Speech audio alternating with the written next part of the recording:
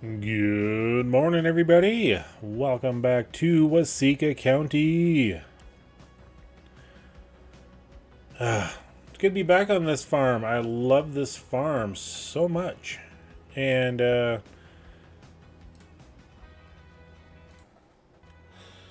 yeah, we're just, chilling at the old farmstead. Let us go live.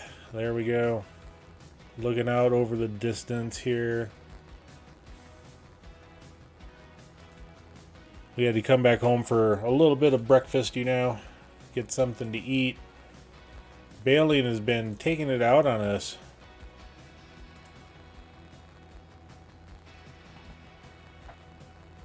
And why do I not have some of my overlays?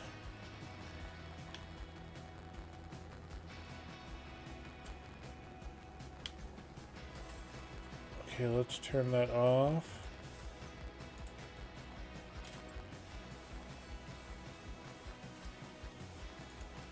There we go. Now we got the stuffs again. So yeah. We finally did it. We got rid of one of our cow barns last night.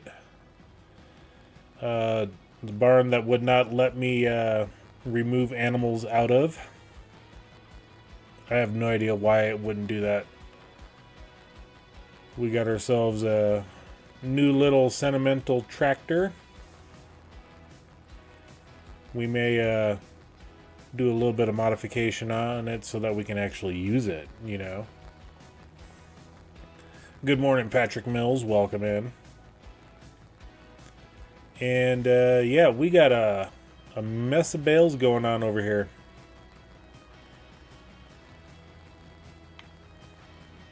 Suppose we better get this done so that we can continue on with the rest of our stuff.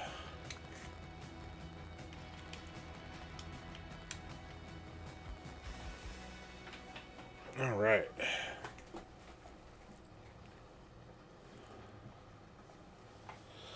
So yeah, we're gonna probably do a little bit of reorganizing on the farm this winter. Try to get a new barn or two put down for the cattle. Get the cattle operation expanded.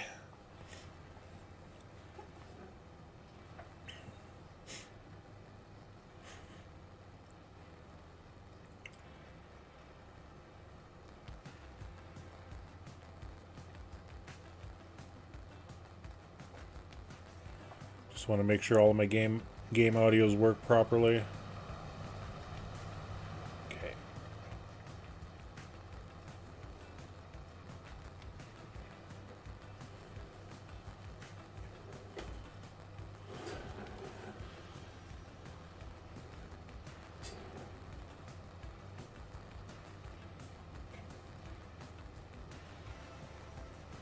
So how's everybody doing today?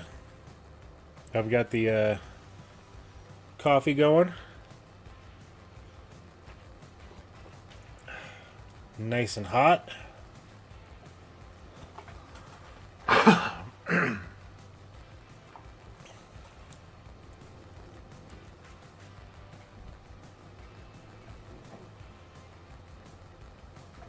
got the good old puppers sitting beside me on the floor.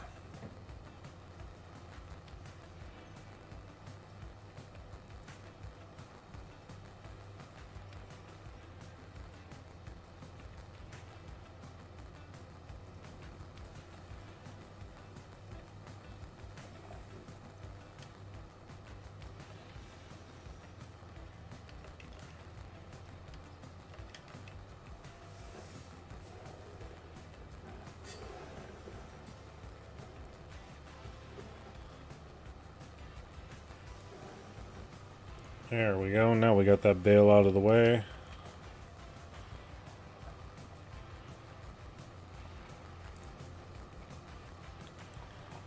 So yeah, we just got the one barn over here, and we're gonna kind of redesign the area.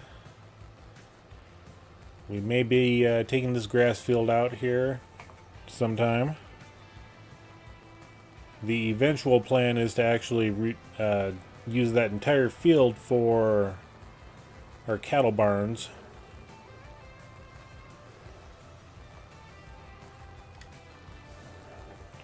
Oops.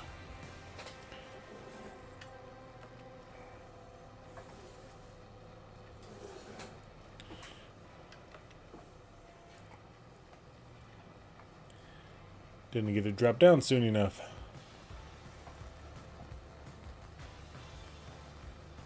Well, that's good to hear, Patrick.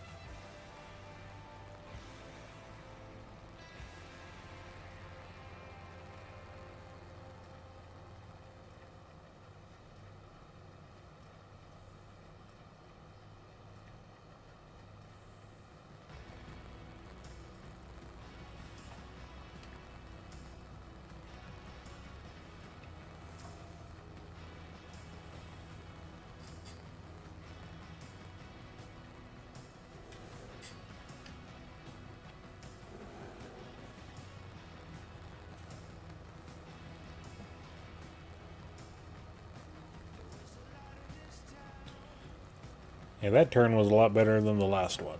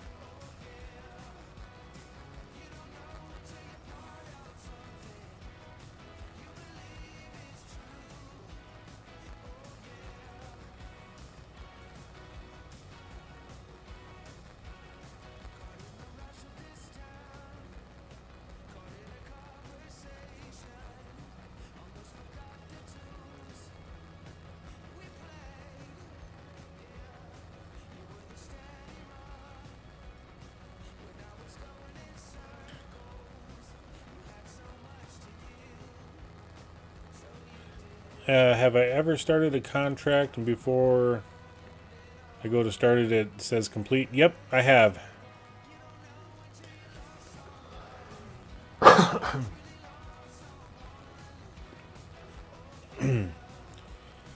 I've had some stone picking. I've had that happen with.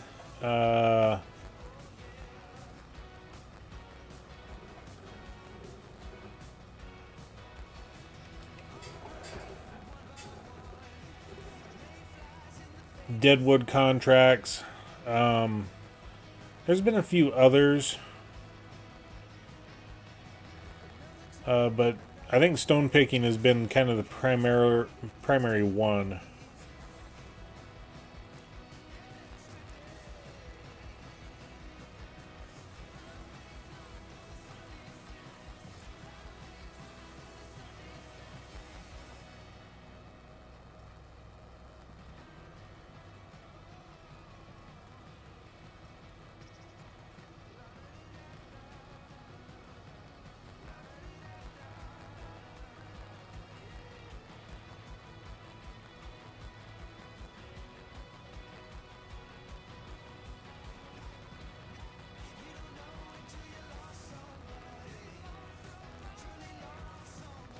Yep, stone picking.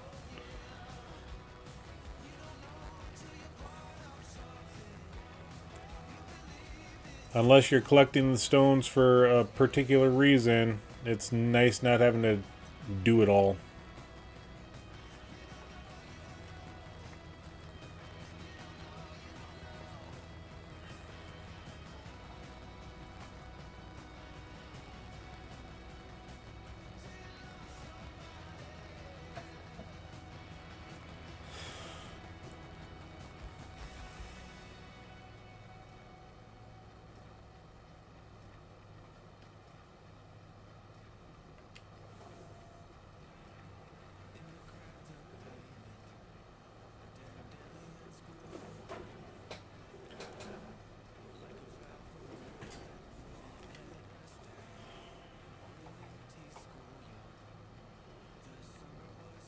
So now we're to the point of using the big header.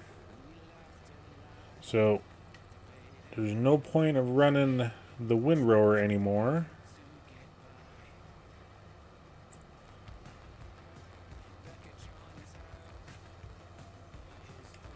Go ahead and turn that off. We will use it when we get over to the grass fields.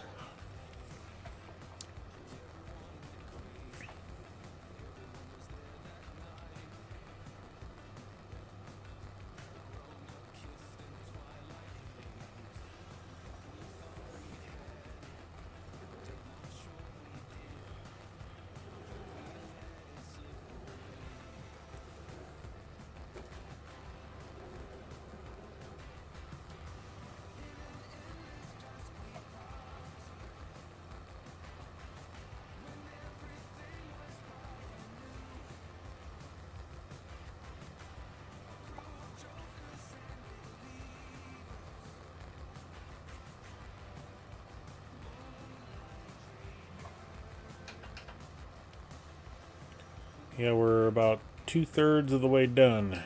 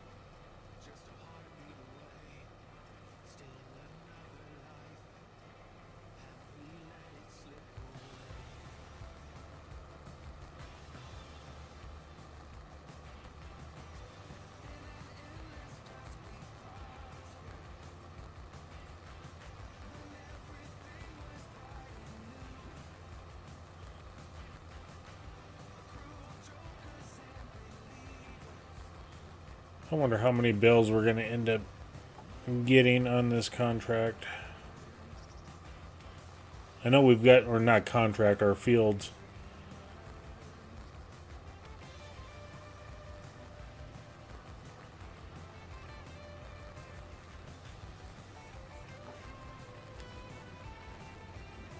Last I remember looking at our bale count on the baler, it said 120.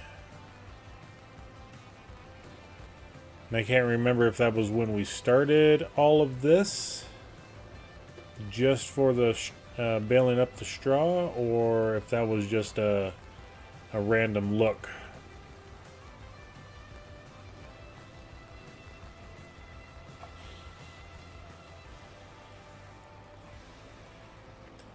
But I think over the winter time, or maybe spring, we're going to end up selling a whole bunch of straw bales and grass bales.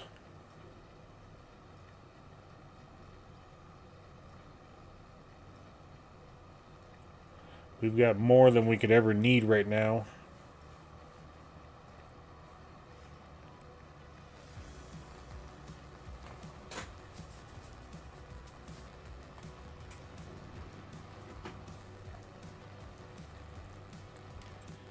And we're just going to take a look at our...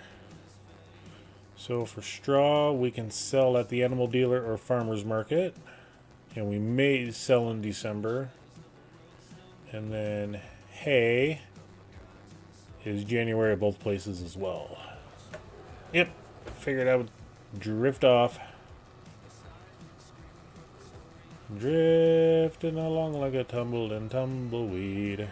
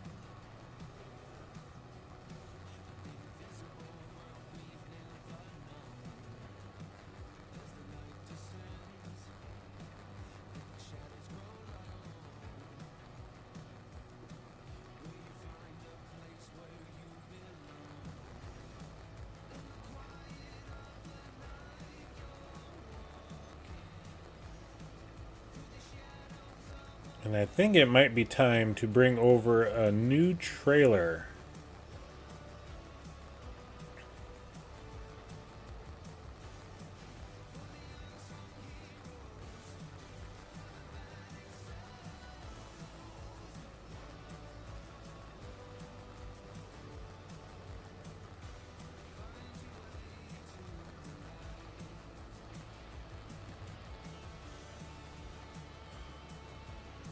I think we might do something fifth wheel hitch style for a semi.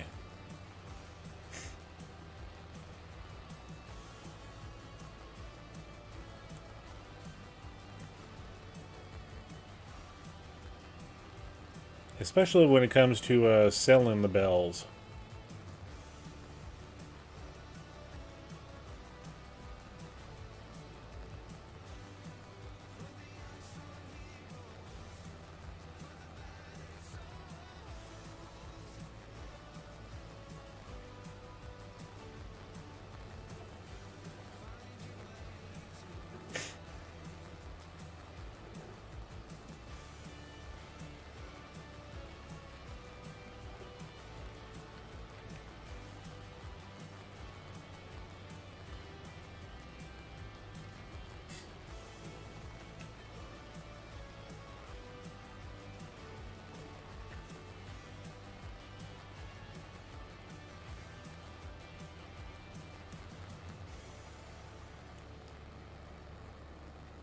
Because we've at least got 120 bales on the ground.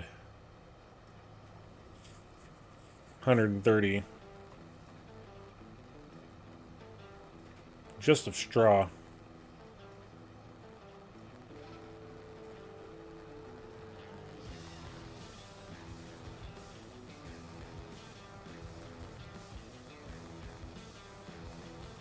And so that would make it over 1 million liters of straw on the ground.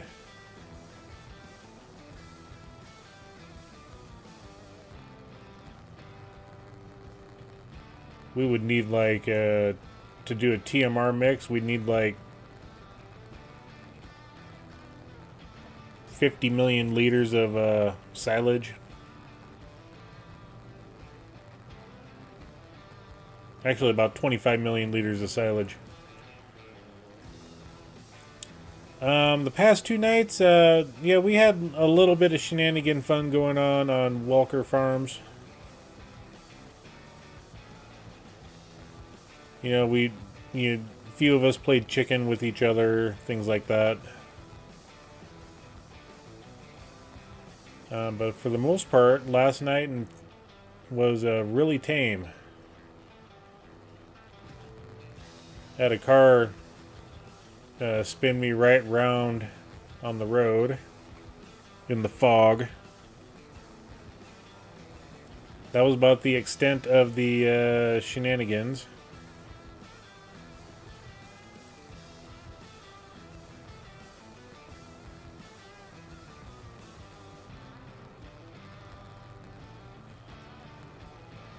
Okay.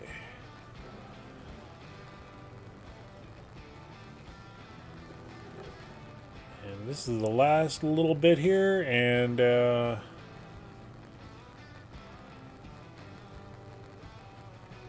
gonna have one partial bale.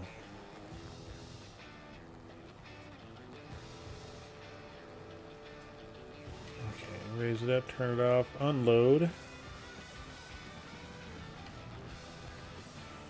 Unload that one.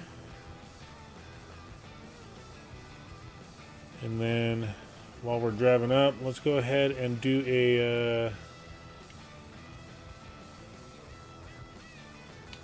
reset the bell counter.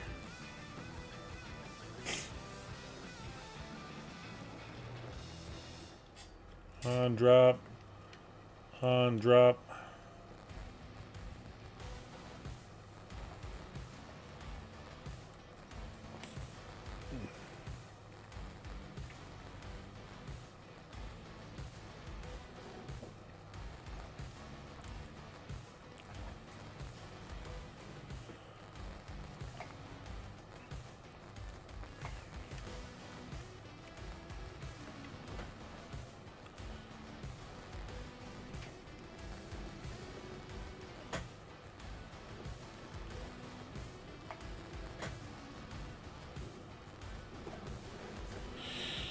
I do need to go through and fertilize all of my grass fields. All 3 of them again. Since we lost one in the month of September.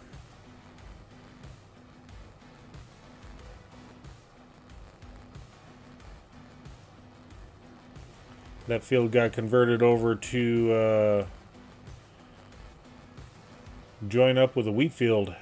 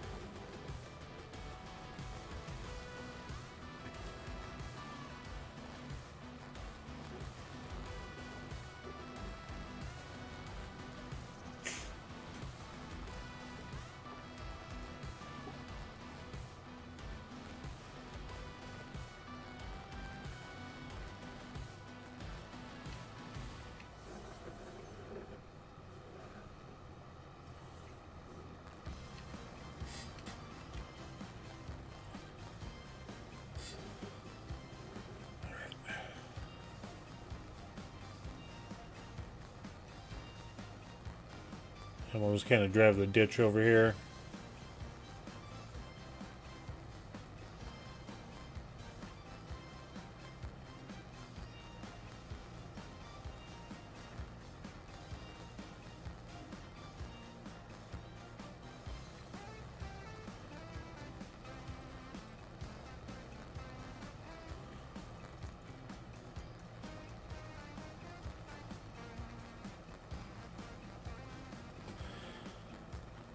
I did a quick look. But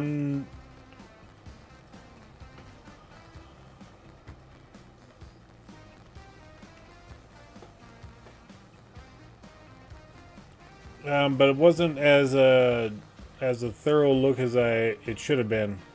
So I guess the answer would be no.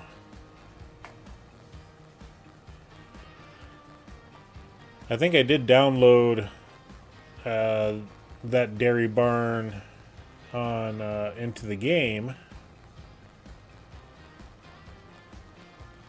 Well, and since it's just me, let's go ahead and take a look.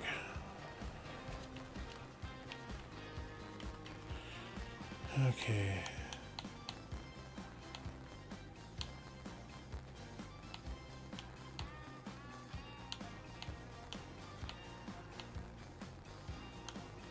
Oh, so I didn't activate it on this save.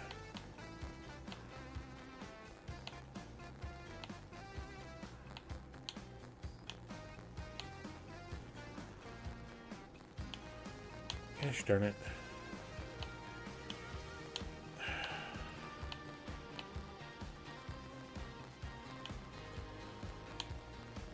So yeah, this is the one that we're going to be using. It's going to cost us 400,000, or was it this one here? No, it was this one here.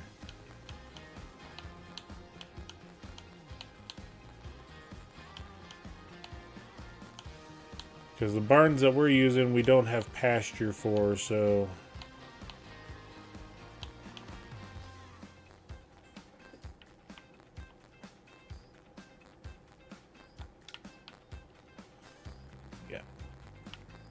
So we're going to put this one like right here. And we'll take out the rest of the this grass field. And then we could turn it this way and possibly put the third one right there.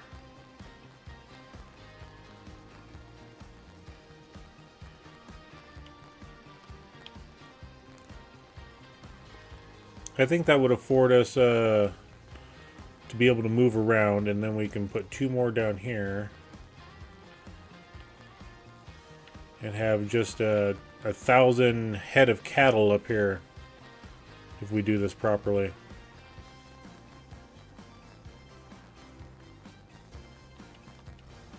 But it's going to cost us a couple $1 million. 4, 8, 12, 1.6 million.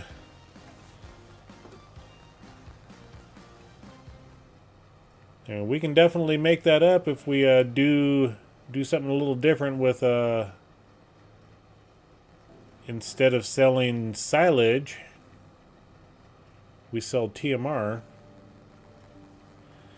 Is this map on the in-game mod hub? Yes, it is. This is Waseca County. It's a North American map.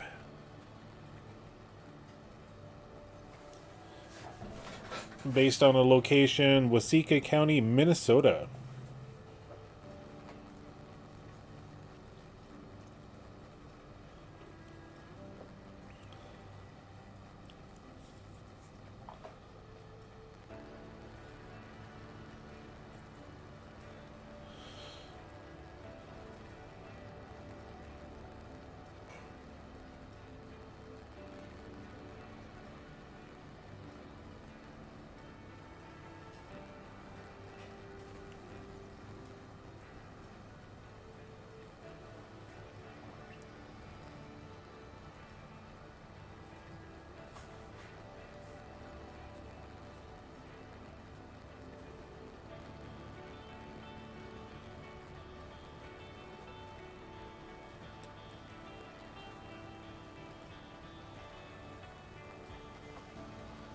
Yep, it's a pretty good map. I've definitely done a few different changes on this map. if we were to go back into our... Yeah, this is a normal field. I converted it over to grass. The fields themselves are quite large. There is the animal dealer is right there. We got the grain mill, we got an ethanol plant, and then these two are pig food productions. So if you want to get into pig food. Then if we come back up here, this was just a small field, and this used to be a viable farm. There was a house and some grain bins and storage buildings and such on there. I'm converting this grass field over, well, this farmland over to a cattle production. And these two locations right here were originally 2 pig barns placed on the map. And then this is the starter farm, which used to have a small little cattle barn with a pasture on it, which is now gone. So yeah, I've done a little bit of converting on this, trying to make it my own. And like Patrick said, it is a good small town type map.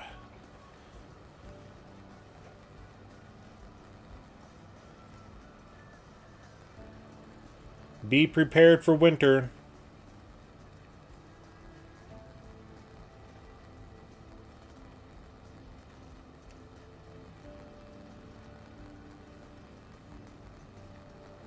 And be prepared for spring and summer.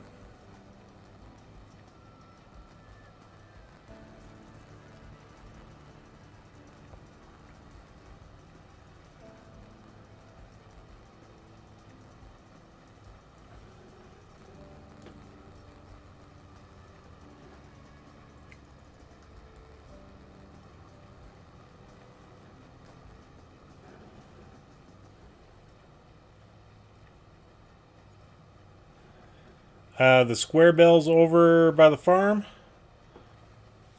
Or, yes, I did stack them by hand.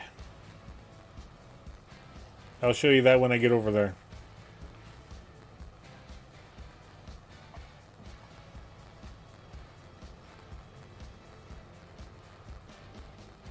We'll drive by the cattle operation here in a couple of minutes when we're done with this field.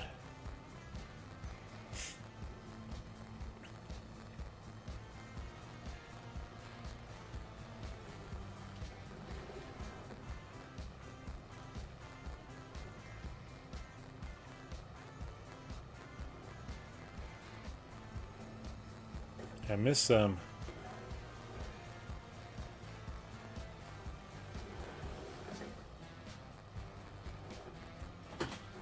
Tag blasted.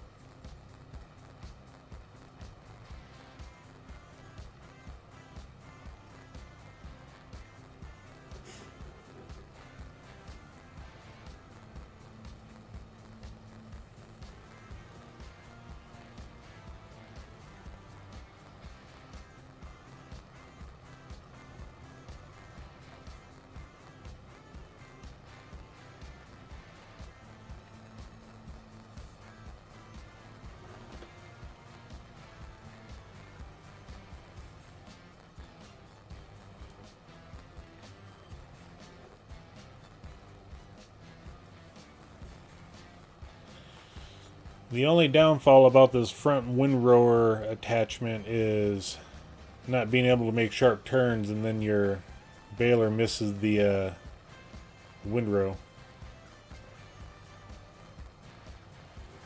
So you kind of have to plan your turns out a little bit.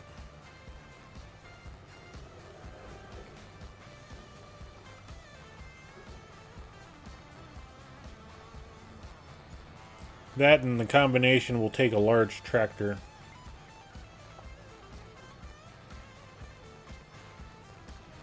The map maker, I was speaking with him here a few weeks ago. He is currently working on a revision to the map that will require a new save. He's adding a few other things, changing, you know, some of the crop types around. He's adding alfalfa to the map, which is going to be good for those that like to play with alfalfa. And he was saying that the changes that he's making is going to require a new game save,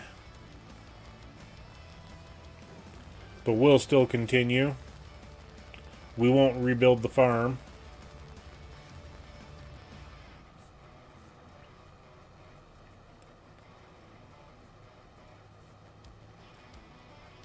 Because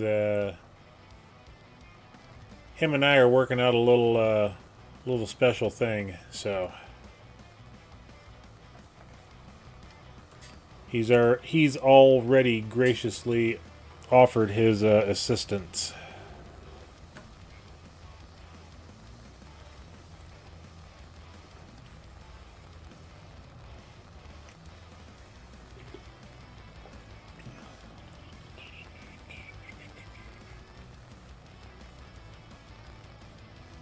But it won't be for several months before that his update is done.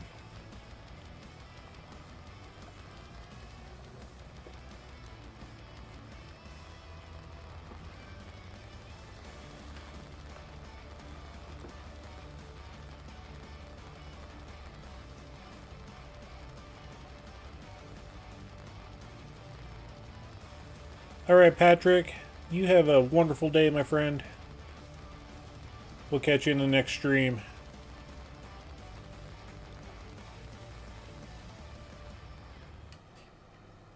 Okay, go ahead and pick that up.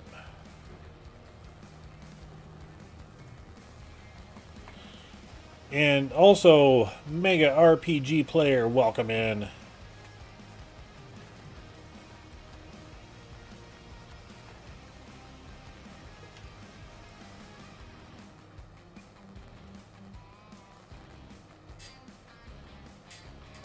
Alright, let's get this folded up. Get that turned off. Then we'll drive by the cattle operation up here.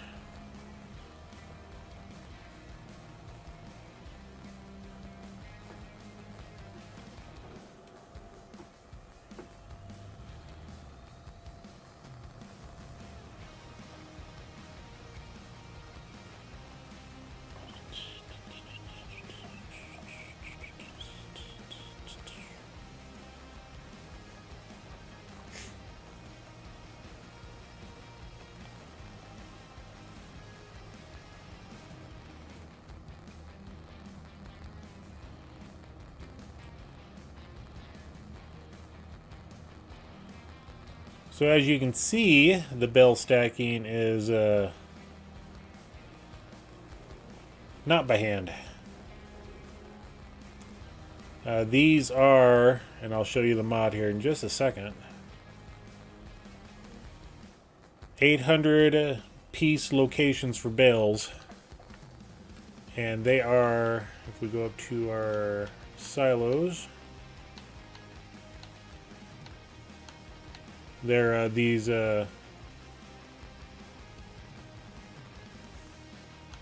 why store why are they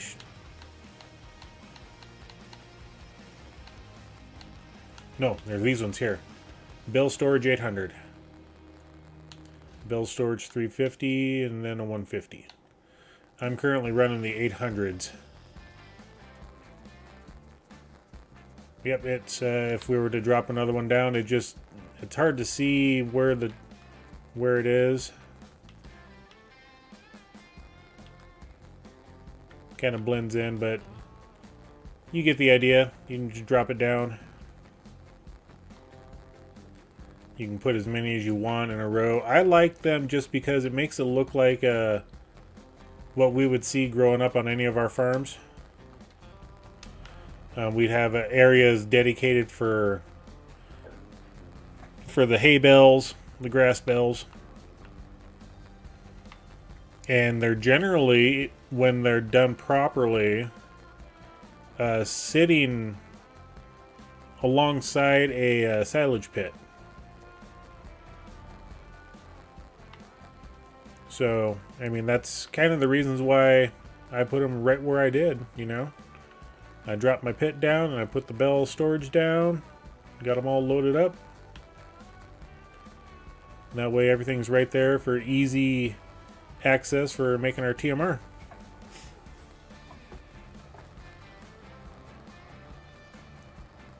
Yep, that's one of the mods that I bring over on every map that I go to now, is that bale storage. And I believe that's exactly what it's called in the mod hub. The in-game mod system is it's called bale storage.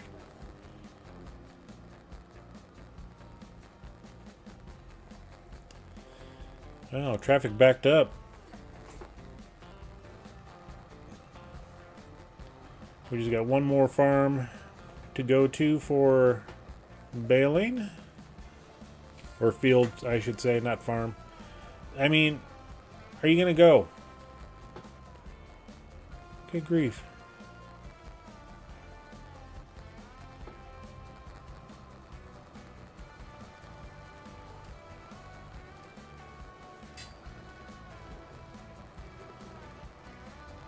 And so far we got 42 bales. We'll get technically 7 more, 10 including what's in the baler. So we'll have, 50 bales or so of hay.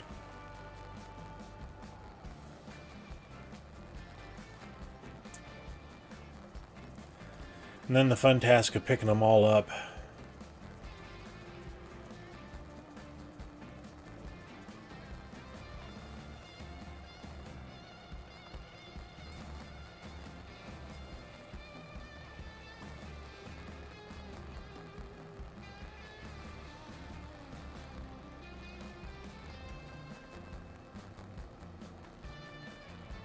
Anybody behind me? Nope.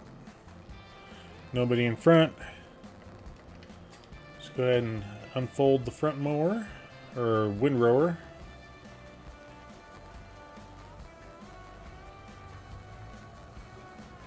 And this will afford us opportunity to get down to the other end of the field, just because it takes so bloody long for this thing to go.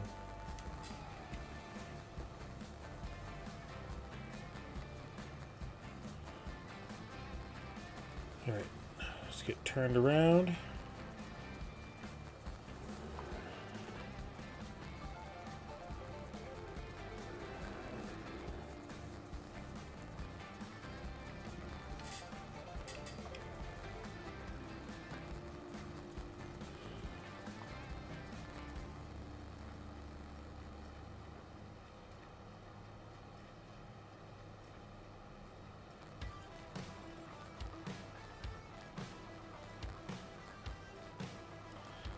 And we've already got our flatbed pickup over there ready to start picking up those straw bales.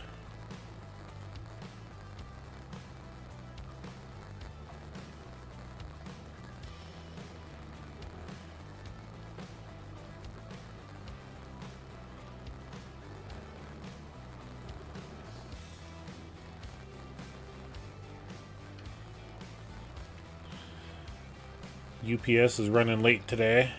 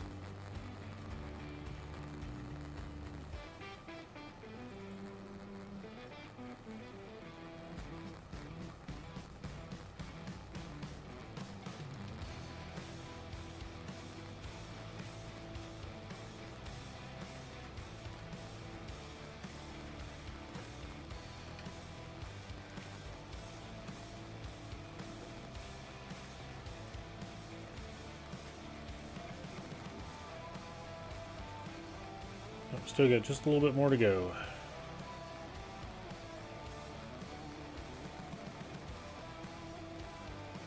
There we go.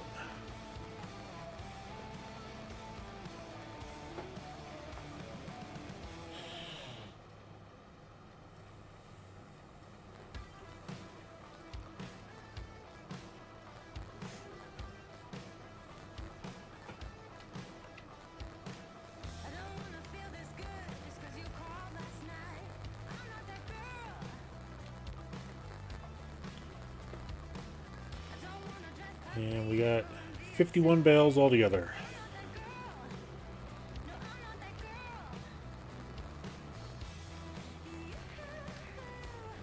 And then let's go ahead and fold that up.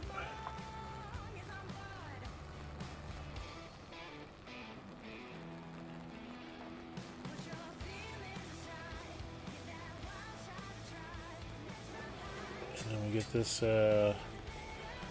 windrower right there.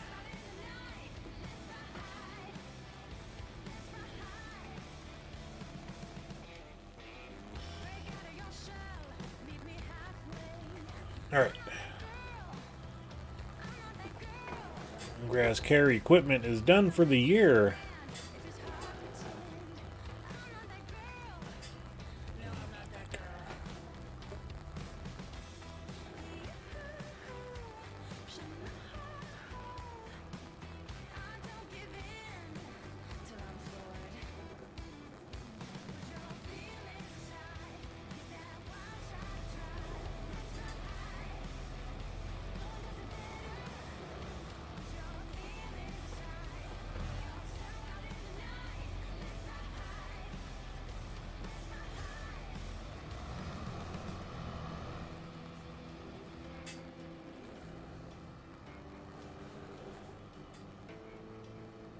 Alright, we can leave this guy parked right here.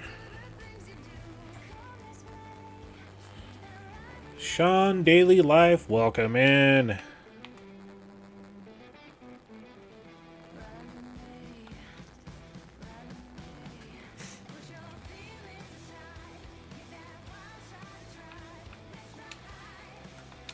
Alright, let's get the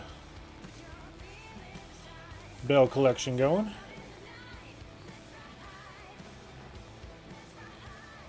Can't remember how many bells this trailer will hold.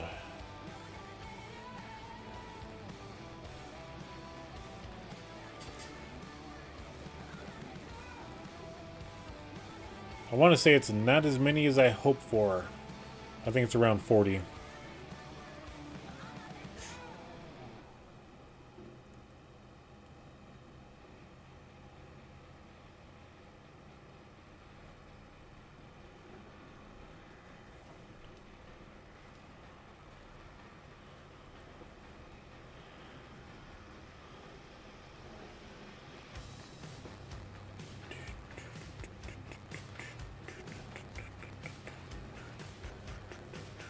I missed that one.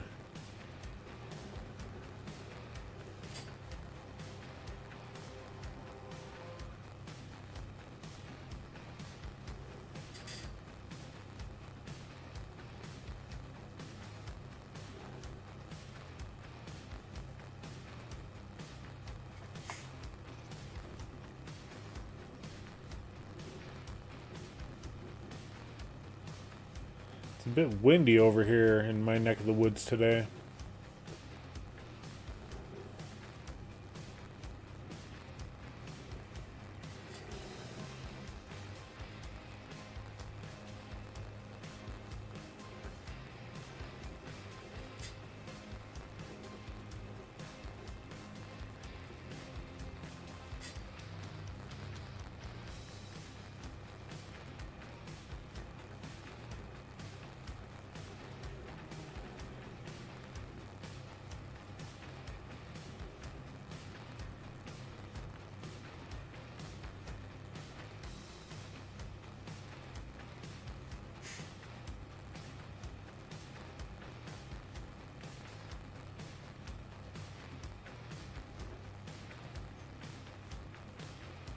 Picked it up on the run.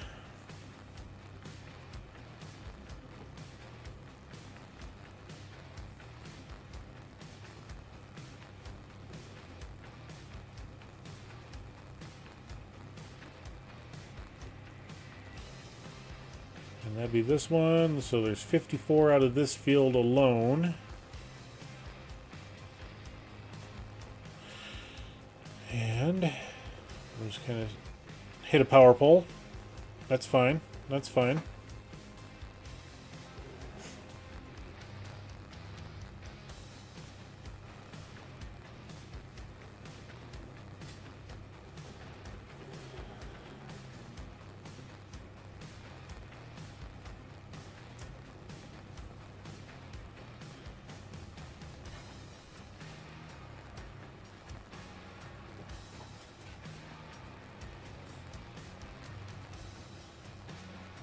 Alright, so I am going to just take these right over to the animal dealer. We'll get all these sold. I just want to double check to see how many bales we got. And I know we got plenty of straw bales in our storage.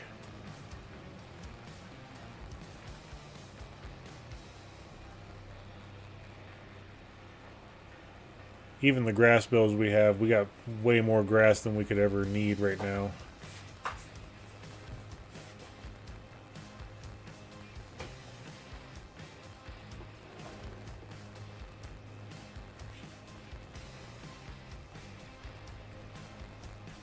Just double check how many, the quantity we have.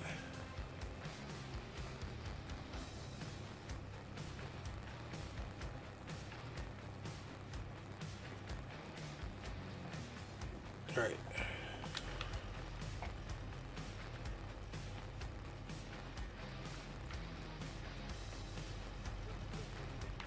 Why is it not showing up how many we got? There we go. We got 269. That is plenty for years to come. Our grass bale situation. We got 428. So yeah, we'll just take all these over to, what place was the best? Let's find out. For hay, yeah, the animal dealer, that's down south. That's $1 more.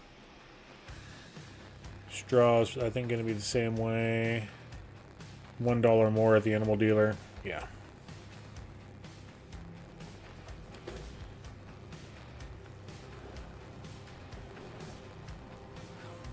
And that's just red over there?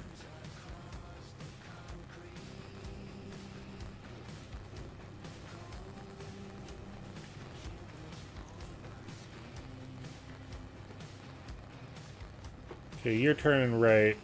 I'm just going to bypass you. I do not care.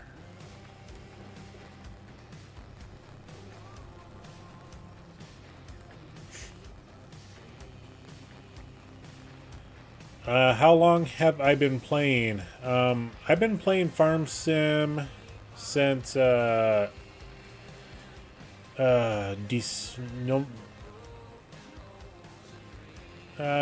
24.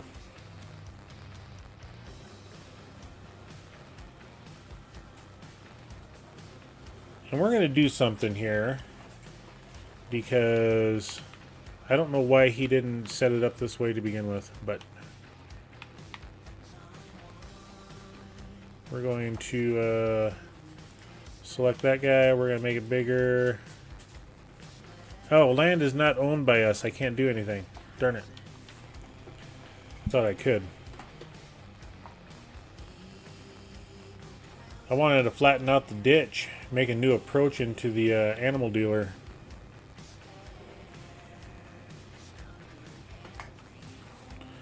Okay, let's go ahead and unstrap.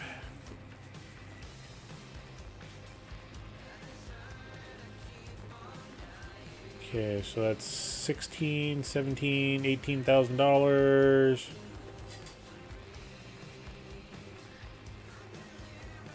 $19,000, somewhere around there. Sure. Load one of like 5.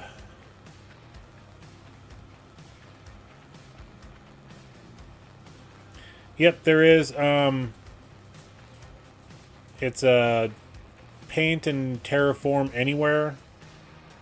This playthrough, I do not have that on. In fact, there's another one that's for free paint and terraforming, and I specifically left it turned off on this map because anything that I do to it, I want to make sure I pay for it because I'm trying to keep it that way.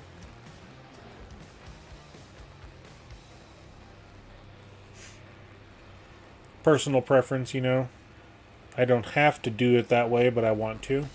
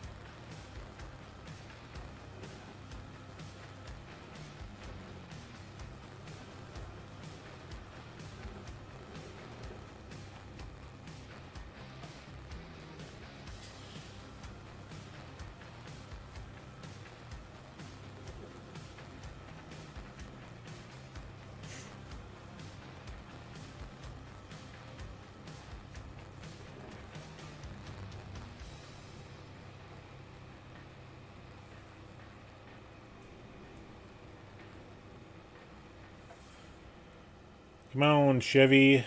Make it up the hill.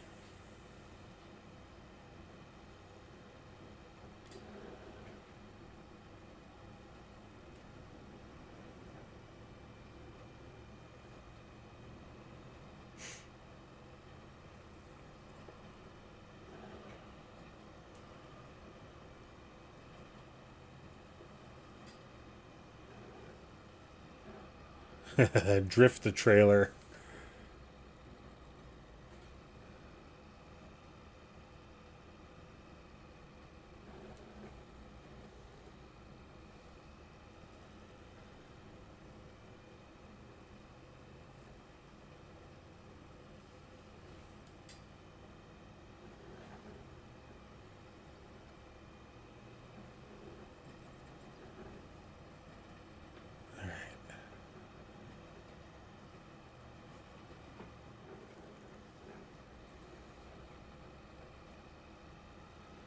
Pick up these last two, and that should be, yep, that's it for height.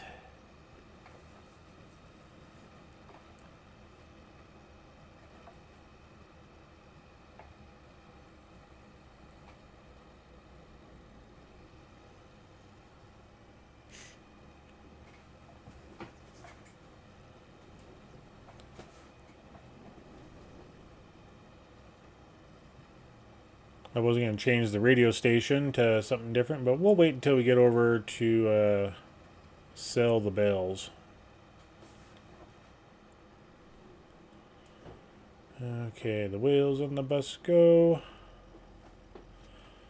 past us like crazy.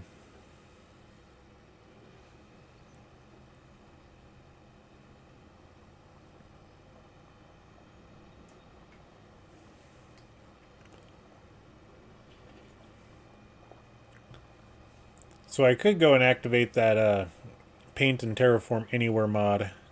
I would not be opposed to that. It was just one that I didn't do right from the start, and I just have never added it to this playthrough. Game save. Okay, bounce.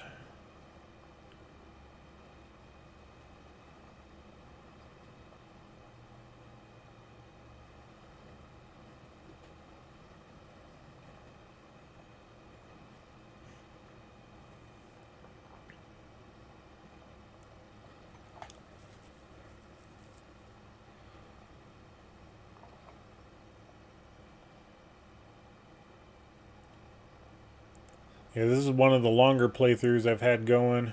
My Palinier playthrough that I did, that one was 7 or 8 years.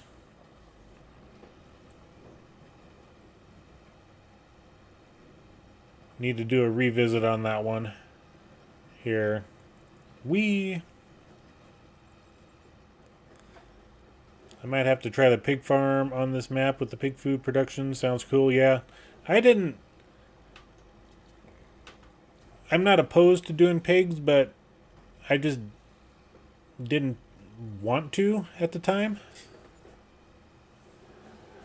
Alright, let's give those a push over. So we got 16, 17, 18,000. Okay.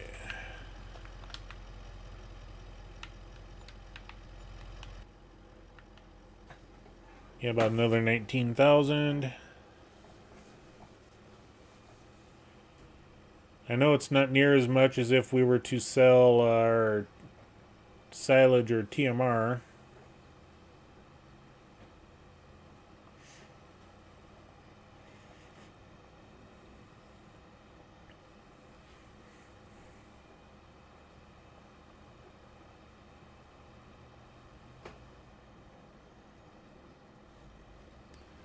That's right, I was going to do a radio change.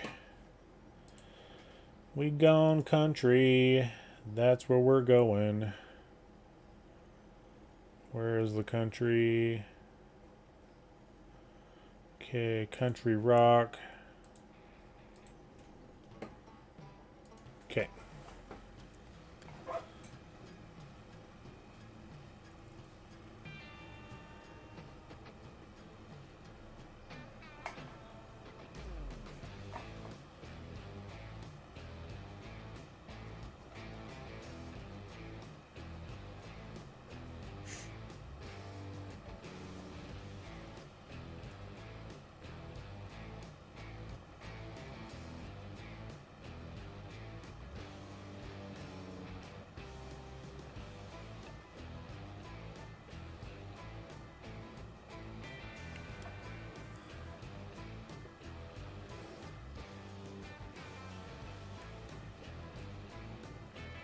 Okay, we're going to bypass all the bells that are in this middle field here. We're going to go up to the other field that's by the equipment shop. I can't remember if I plowed that field or not.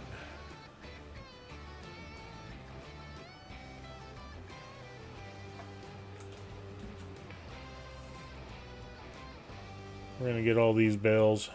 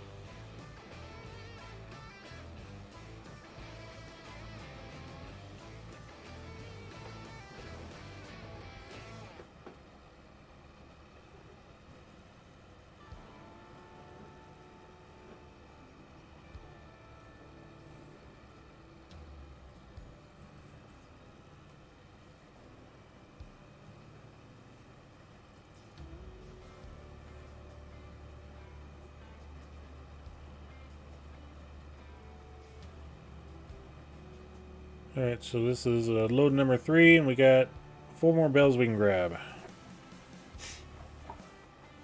That makes it easier.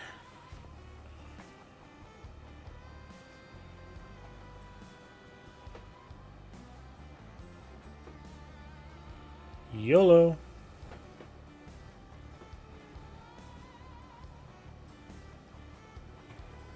Yeah, we'll just drive west for a little bit.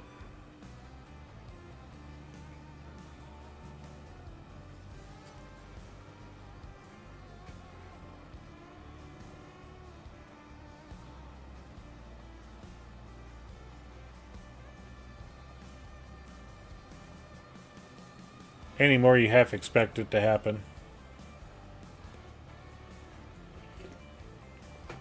Okay. We'll duck in right here, grab a couple more bales. Doesn't matter which ones we grab. Uno, dos, tres, cuatro.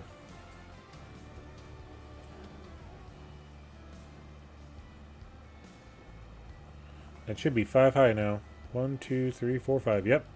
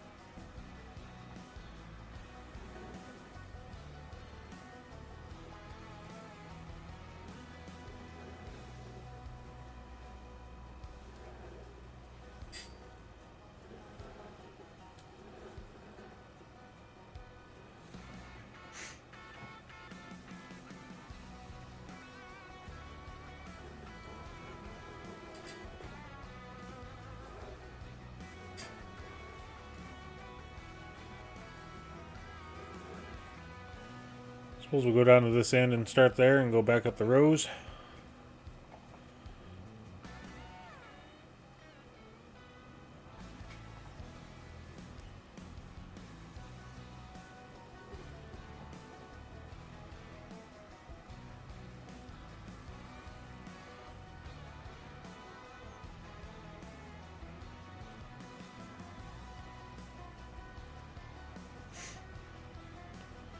And we will avoid that grass bell that's right there.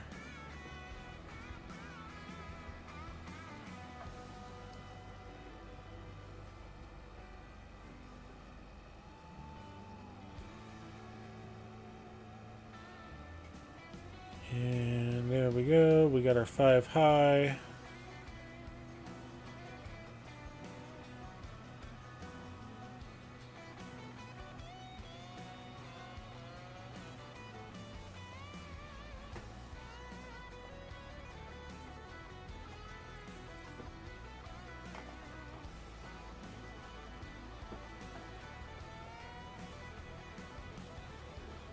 Yep, she definitely gets sluggish pulling 360,000 liters.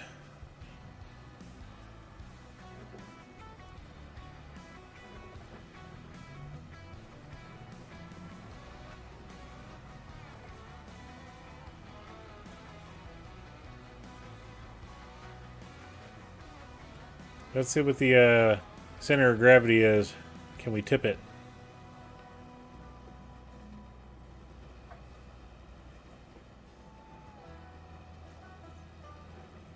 How about over here?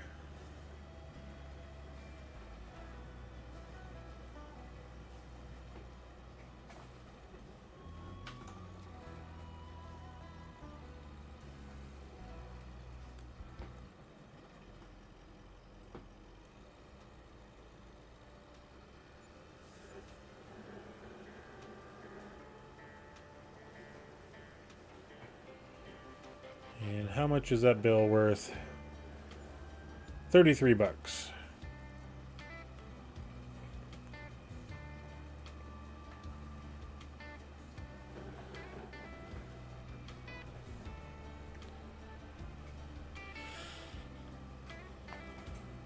Yep, every load's about 19,000 bucks.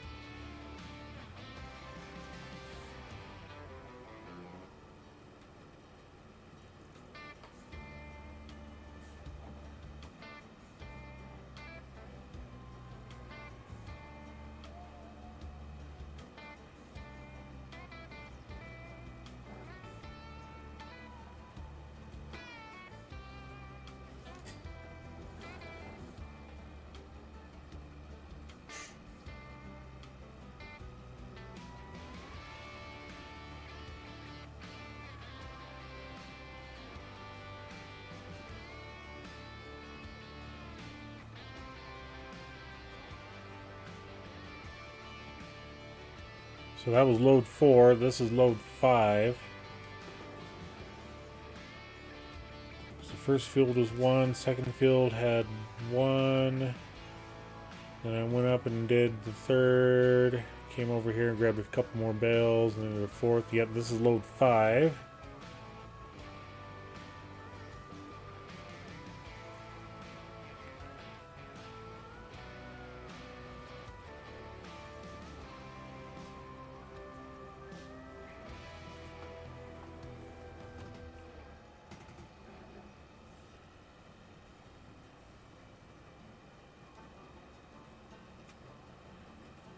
Yeah, I didn't have this field here last year.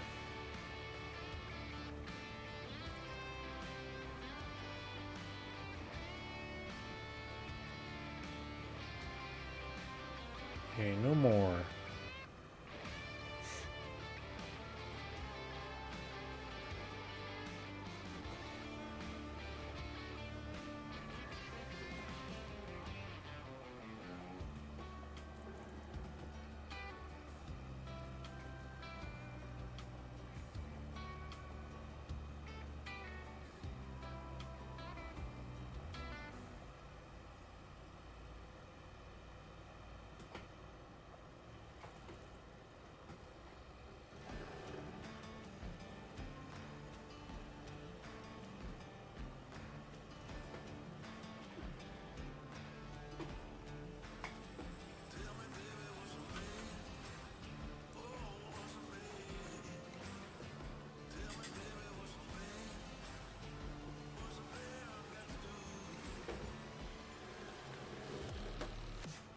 I'll push them in on the next load.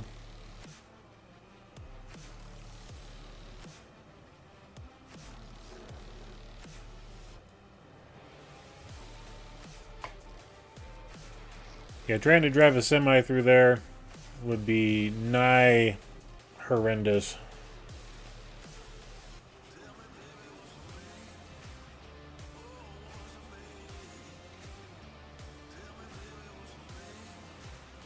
Okay, let's go ahead and get that set up.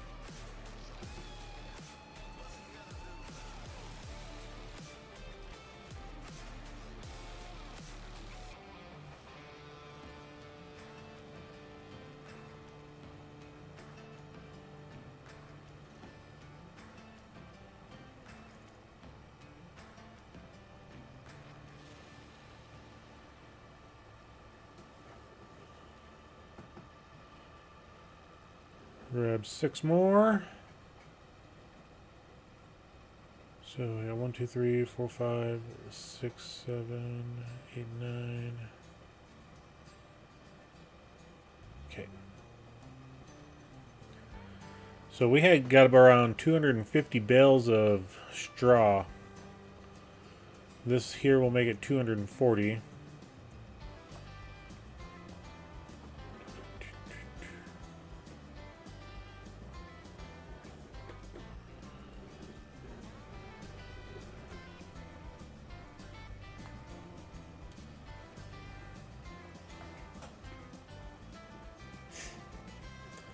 And then we'll have 2 loads of grass.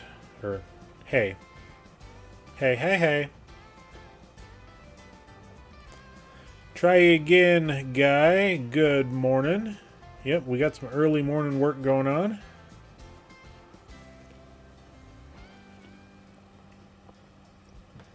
This load right here makes it 200. 6 times 4 is 24. 240 bales of straw. Then we got to give these guys a little push here.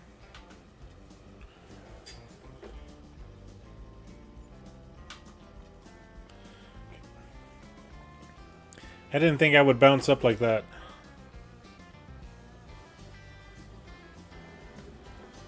Okay, so we're going to do it a little bit different here.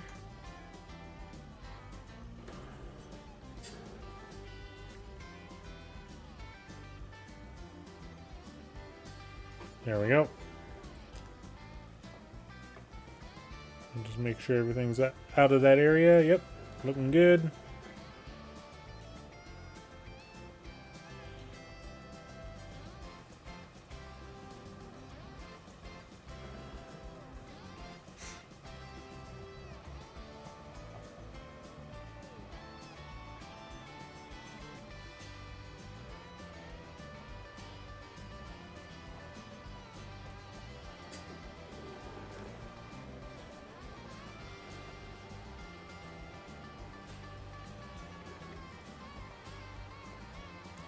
Hot rod country music.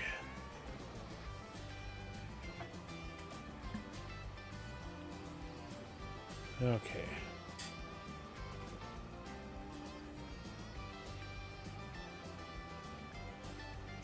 Let's split them.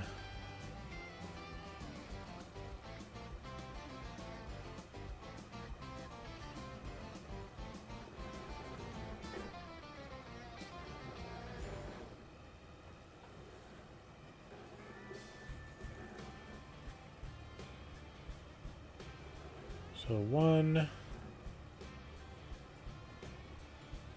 2, that makes 10. 252 straw bales.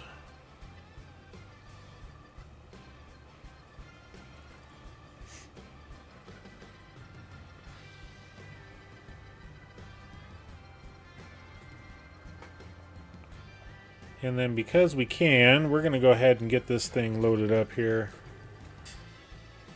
We'll just drive it right there. It's still on the collection point.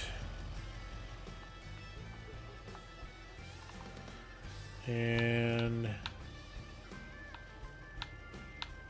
we'll do the 8250s.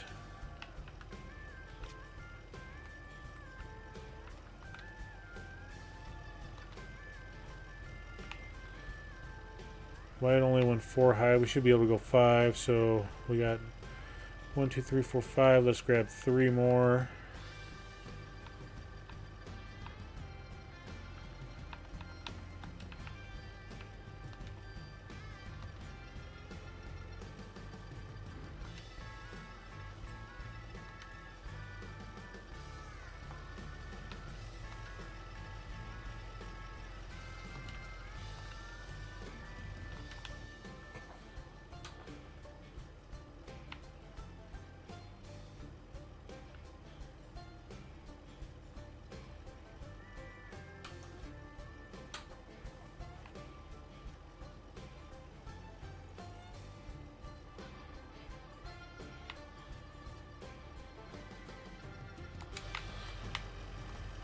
All right, so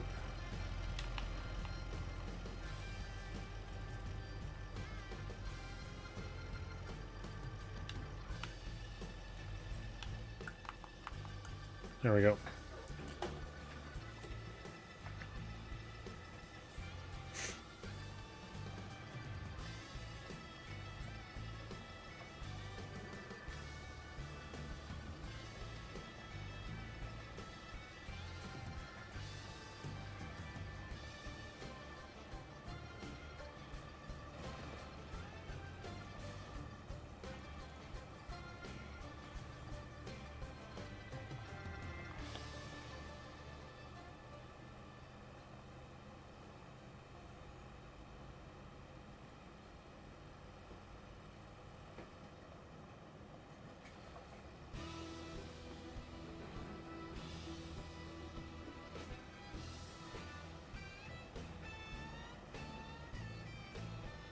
Eugene Kleiss, welcome in.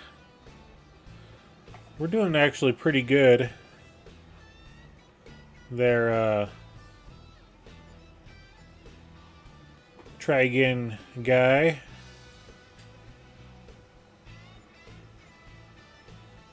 And then we got those 3. We'll give them a push in.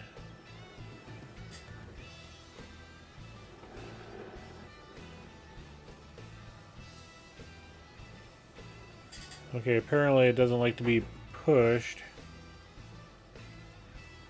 Okay. We done got stucks.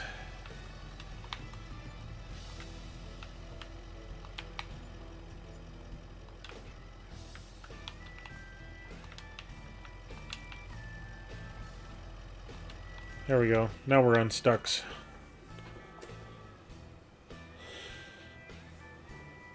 We'll go grab all of our hay bales.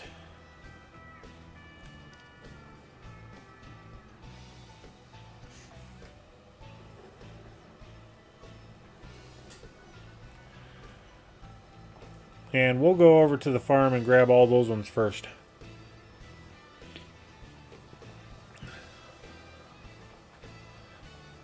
Because there's nothing like going over there after we're done with everything else and find out that you have to make a second trip over.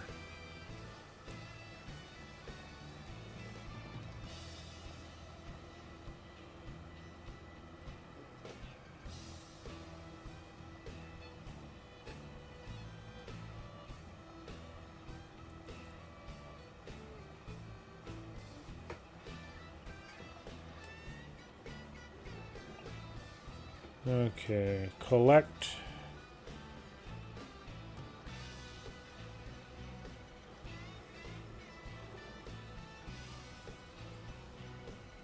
Get these two.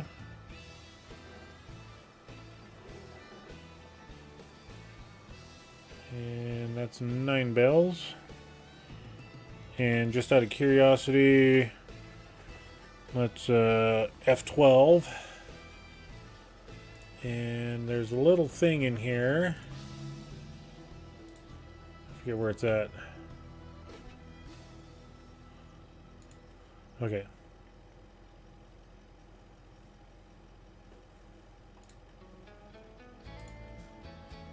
Show bell locations. There we go.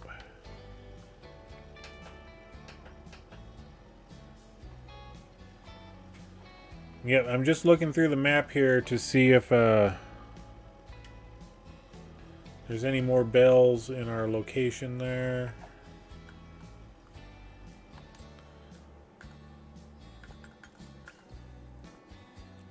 Yep, just got those ones there. There's none there. Okay, none over here. That yellow thing's a piece of equipment of ours. Alright, cool. And then we got those grass bells and those ones up there. Okay, so now we can go ahead and turn that off.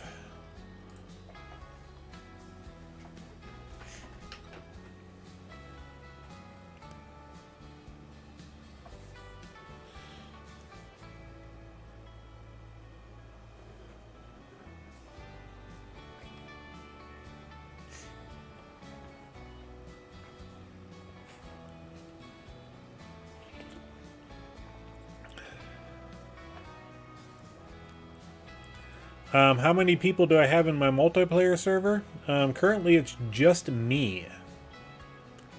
This multiplayer game that I have going is just myself. I'm the only one with a farm on this map. Anybody that comes in generally comes in to just give me an assist.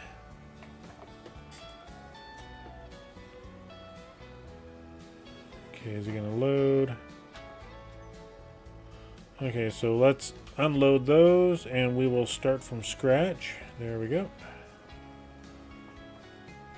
So yep, it's just me, myself, and I currently.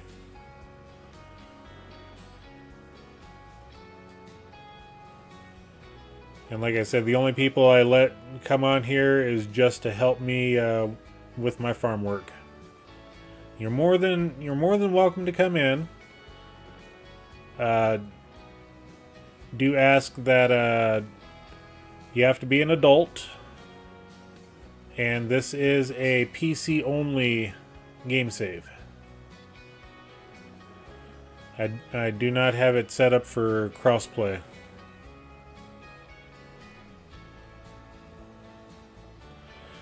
Oh, nice. Still learning. Got the game yesterday. Cool. Very cool.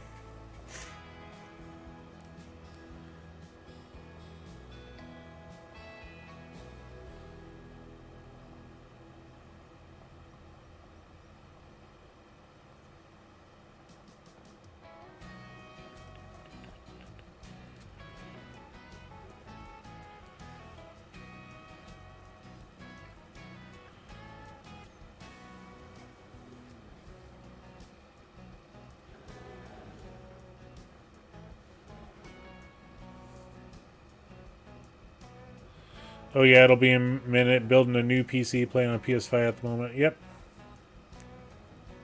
Yeah, I get you. When I built my PC, it was pretty robust, and it's actually now, you know, you buy a PC brand new and it's obsolete once you get it home.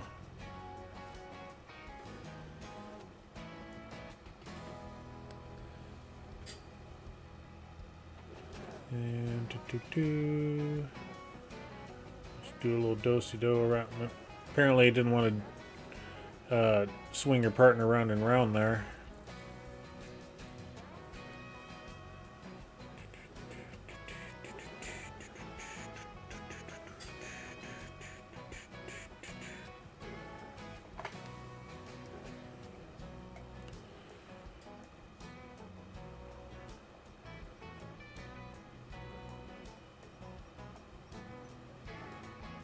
We'll get that one. Grab one more. That one looks like a prime candidate.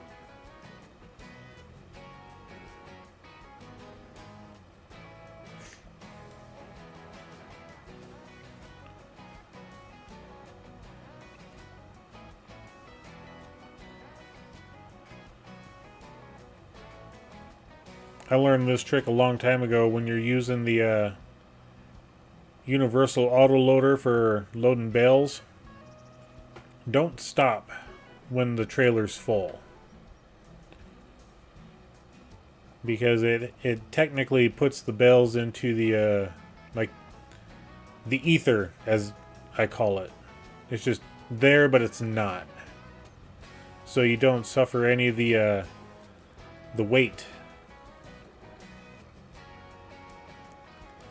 And then when you get to your location, go ahead and stop. And we'll do that. The bales are now sucked down, ready to rock and roll. And we'll just unstrap them.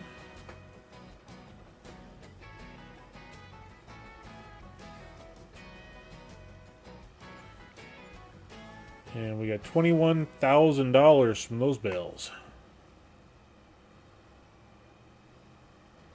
Yeah, and the mod list I have, it's pretty extensive, you know, pretty light compared to what I normally have, but it's still pretty extensive. You're looking at 150 mods plus a handful that are from a third-party site.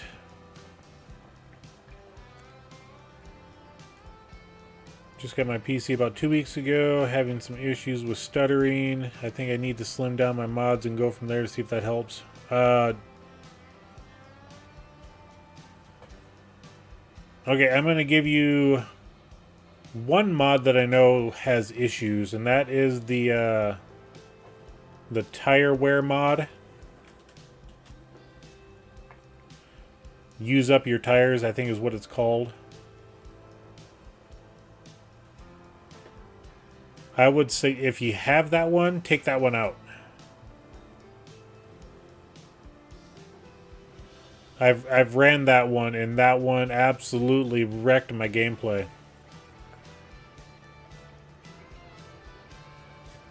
In fact, I just need to delete it out of my list altogether. That mod's horrible.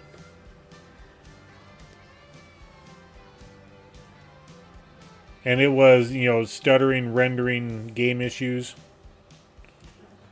And that's what I was having. So, if you have that mod in the list, go ahead and take that one out. I know some people like having that use up your tires and makes it look cool and things like that, and I get it.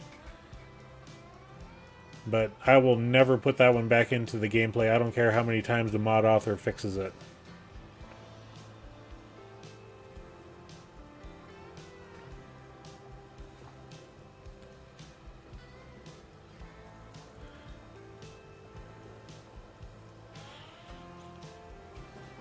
Okay, we're going to go ahead and load this trailer up as well.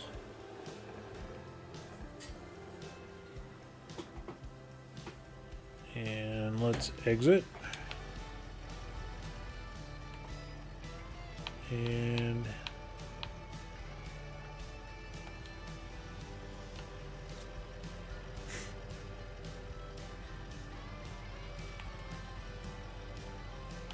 yeah, we'll just go with that.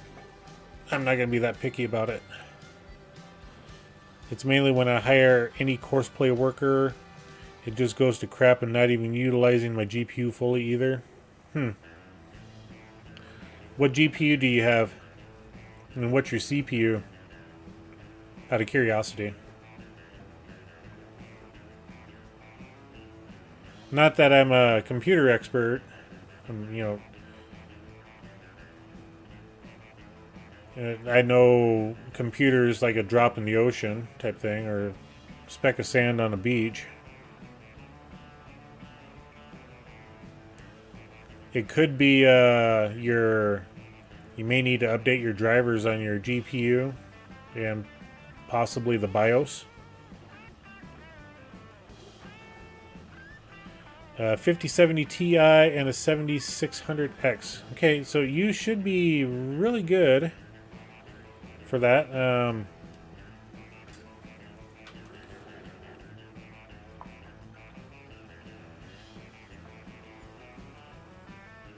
I know the 5070 Ti is not, you know, the top of the line, but it's still definitely not a slouch, and neither is the 7600.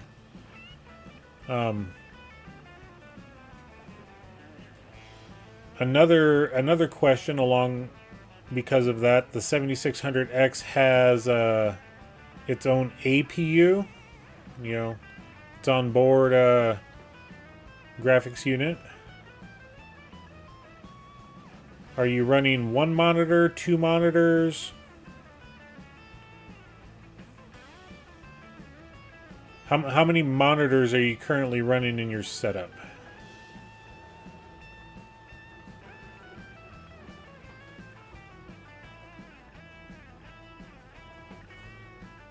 If you're running one monitor, then I would suggest that, and this is just, you know, me troubleshooting. It's not to say that you don't know your computers, just me troubleshooting.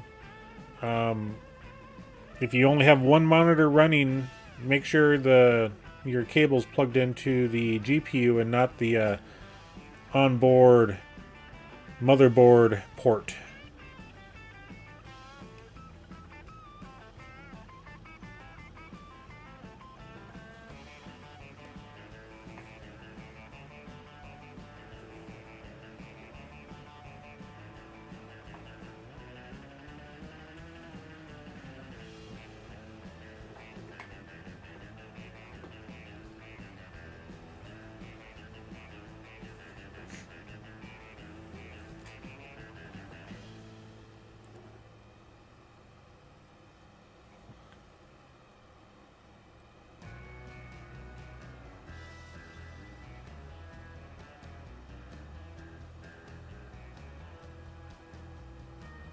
Alright, so what else do we got to go on? Oh, I think we're good on cattle food. We'll get our standard truck brought back over here and crush the culvert.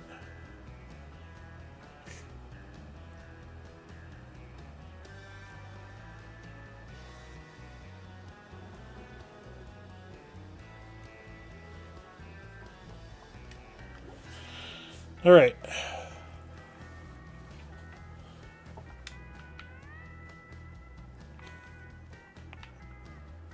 What do we got going on? Okay, that's where our semis used to park. But the trailer's down yonder and the semi's over yonder. I did also put the CPU on eco mode. I might try disable that and try it again, and maybe that's why. Good morning, Hobby. Welcome in, Liz. Hunter, good to see you.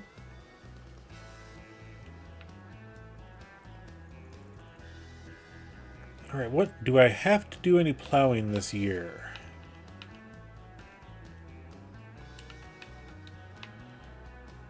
I just have the cornfield to plow. Okay, that's pretty good. I should do that grass field, but that grass field is going to go away here shortly. Let's go ahead and grab the Steiger. Since this is my favorite tractor for plowing. Actually, no, it's horrible because if I need to run AI, and they do a very terrible job at the headlands. Okay, I'm going to bring this over here, and we'll do a little modification to it. First, we'll repair it. Then we're going to go ahead and customize. Okay, we got the max horsepower. We're going to put our Michelins on it. And we're going to put our twin wheels. US, okay, everything stays the same. Customize it, 16,000. Yep, that's fine. Oh, we got shiny, clean rims and tires again. I wish they would keep all the dirt on there. Okay, let's put the front weight on. And the front weight's actually over... Okay, you guys don't see this. Well, you will, but...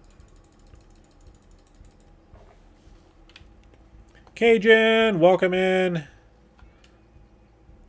We're going super jumps. Whee!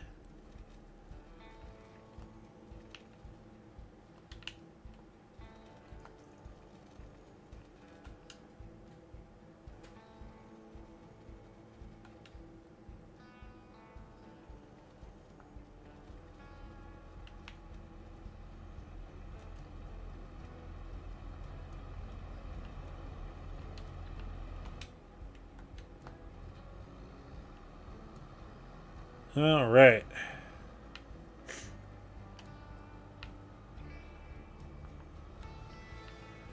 So we're going to get this guy parked up over here. Yep. Good morning, Cajun. I can't remember if I said that yet, but good morning. And we're going to have Miss Jamie get on the plowing job.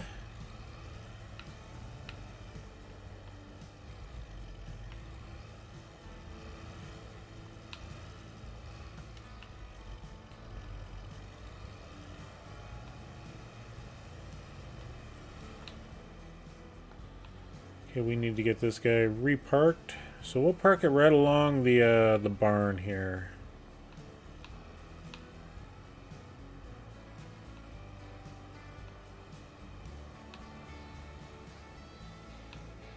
Uh-oh. Okay, there we go. Now we're straightened out.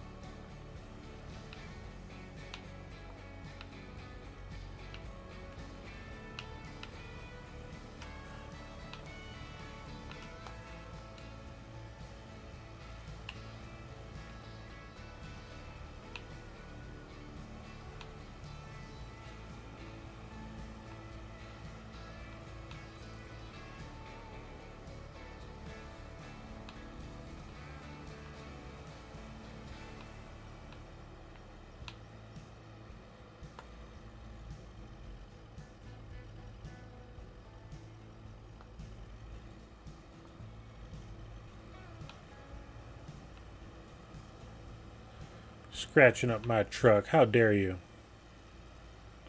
Maybe I shouldn't have parked there.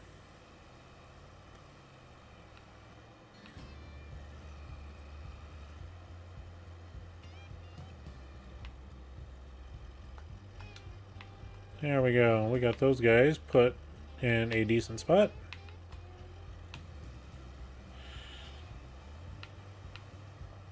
And we'll kind of leave this truck over here. So I got a silver 6500, and then I've got a 3500 that's... I mean, shouldn't the 6500 be taller than the 3500? You know? I mean, this one looks pretty badass. What do you think, Cajun?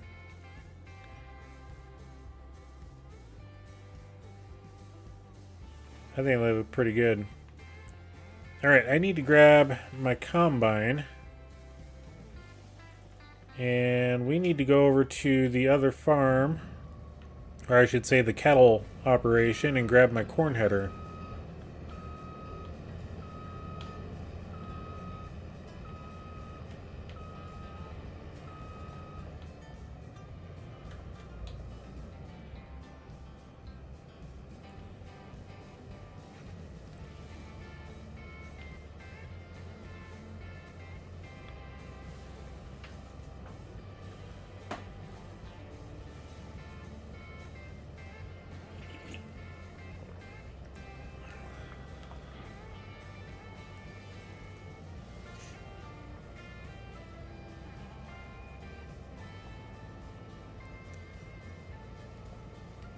Oh yeah, I forgot this field up here I need to plow. Okay. So when Jamie's done with that field there, we'll take it up north and get that one.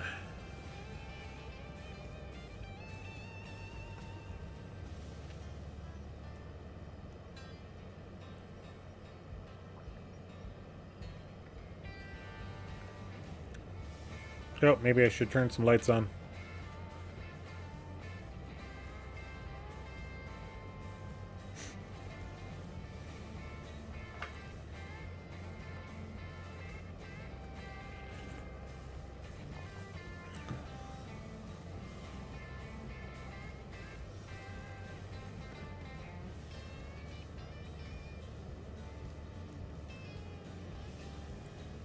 Oh, where are we going that way?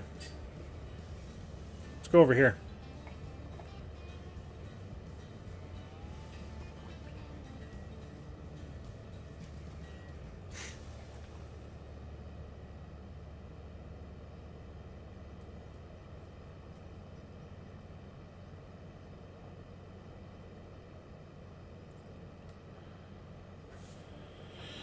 All right. Those 4 hay bales we'll keep out because I will use them up here.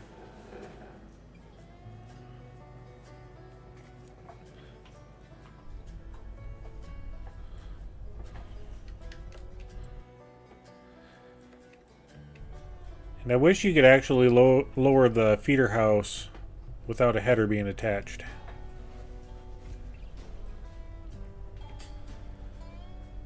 Man, traffic's rough over here on this road.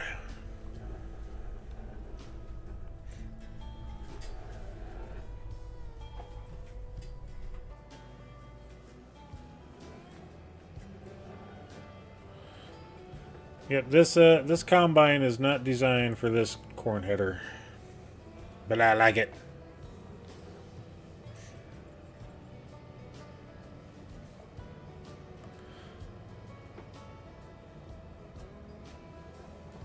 Okay, let's go through that stop sign, literally and figuratively.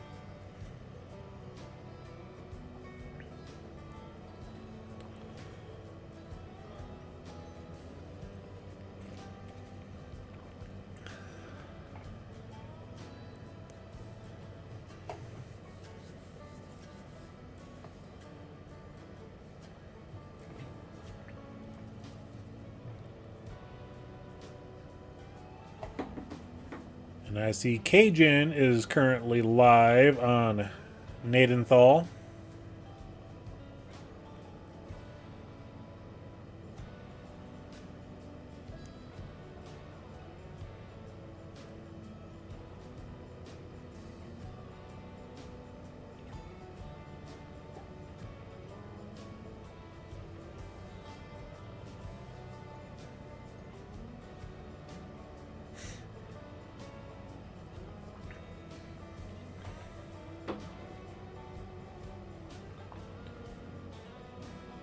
What do we got for traffic behind us?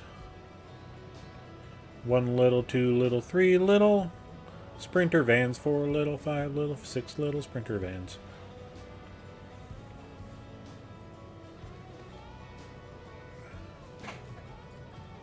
They're happy to get by.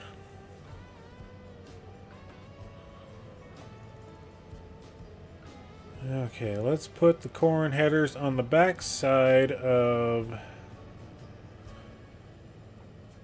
We gotta find a proper spot to put these. That's all I can say.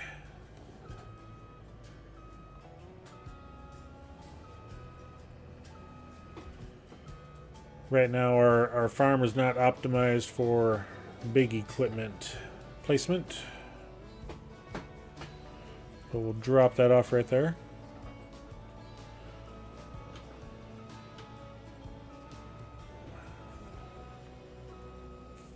And then we'll grab this other one. Oh, that one's in a weird spot.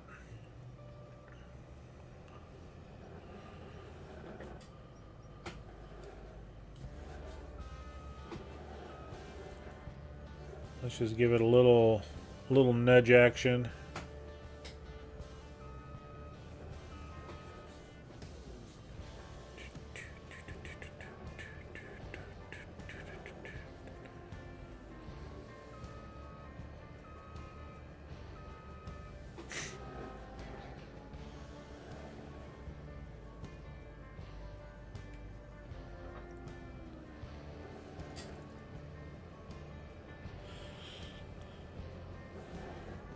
Okay.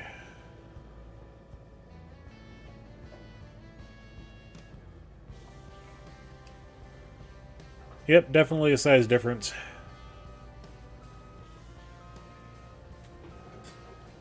I do like having them there.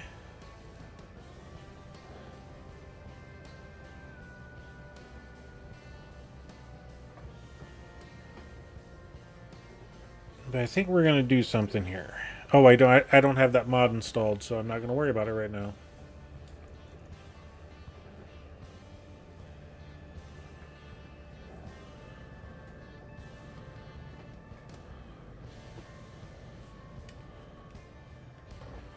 All right.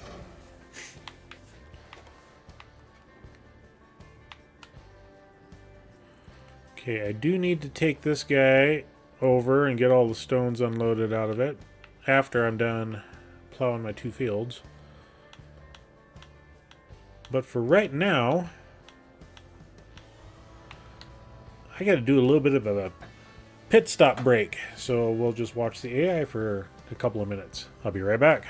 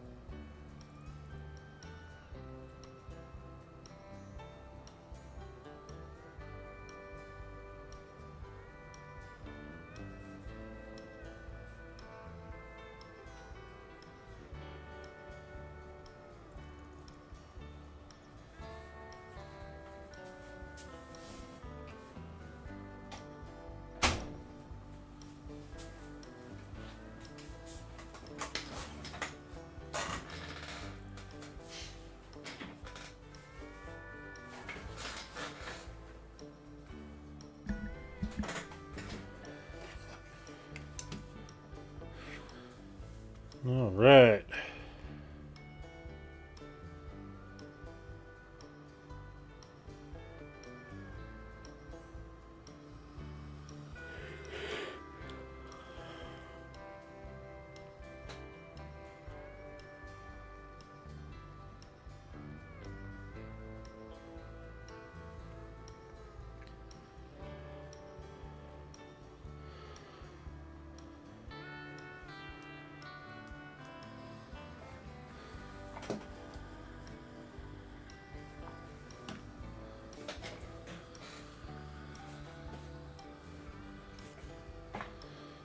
All right, what else can we do on our farm? Morning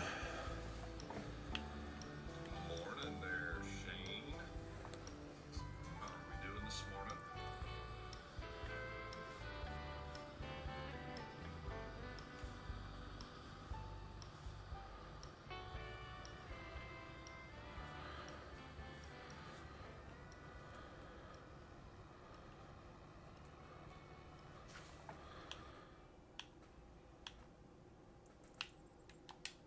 Okay. Don't have enough money yet for... Does this thing have... Yep, this one's got weights on it. Okay, do we want to make 1,000,000 liters of TMR? I think that might be an off-stream setup. I do need to...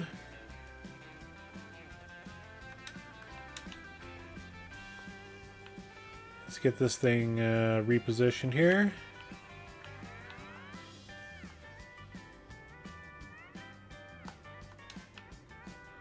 Okay.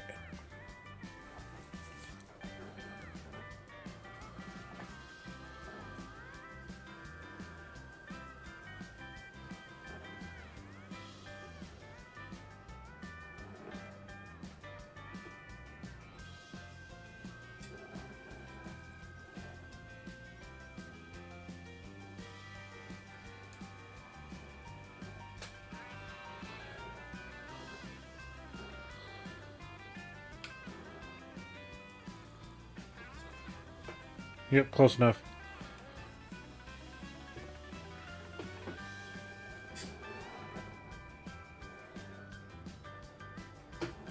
Alright. We're going to do a little bit of remodeling up here since we got our $392,000. We don't have enough money for our second cattle barn. But that'll be alleviated here in the next episode or two. In the next episode, at least. Oh, that's not what I wanted. I thought that had the my other Gentile trailer on it. That's over down the hill there. Okay, so we're gonna go into our factories. And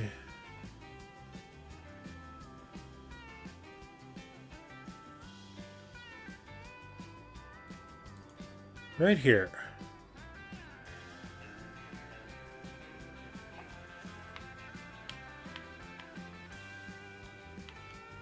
I don't exactly want it right there front and center, but I do want it, I think, over here. I think right over here will be overlaps with another object. What's it over? Oh, power poles. I guess that would make sense.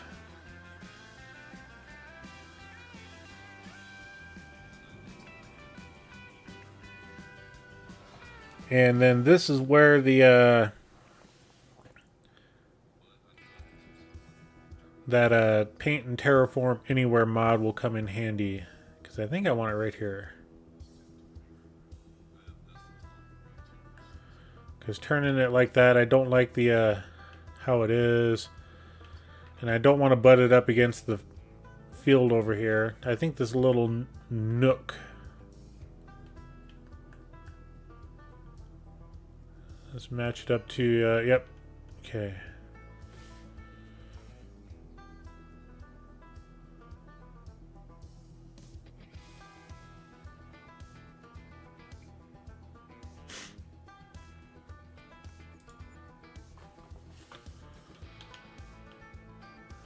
Alright, we do have a little bit of terraforming there, that's fine.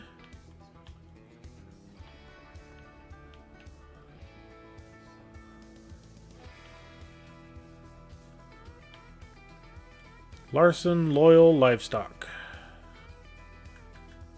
Okay, so we're going to grab this guy. We'll extend that out a little bit.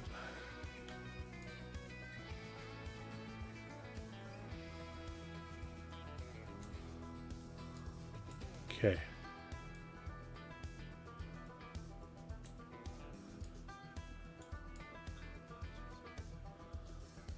So it doesn't want me to... I can't terraform back there because this section's not owned by me, which is absolutely fine. But that's all we really need is something where we drive up with our cattle pod or whatever and unload. Take out the ditch just a little bit more. And how far can we go?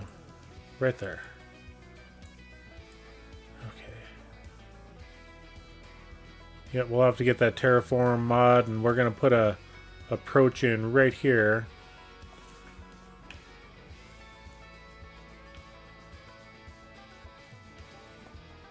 But for right now, I think that'll work. I think that'll work just fine. And then we're going to find, is it not asphalt gravel? Just gotta figure out which one it was.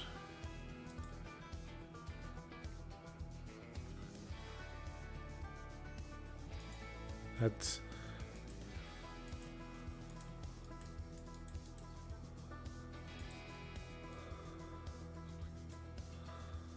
okay, so it's that one there. There we go.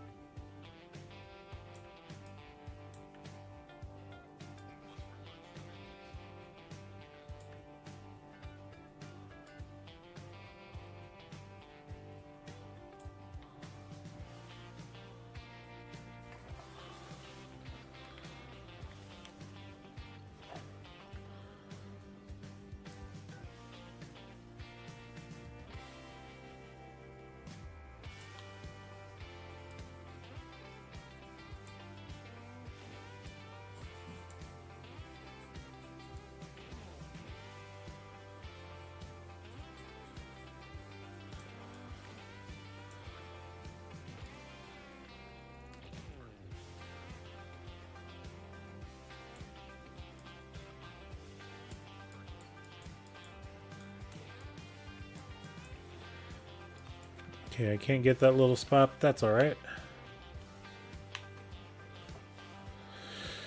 And then we're going to put some short grass in here.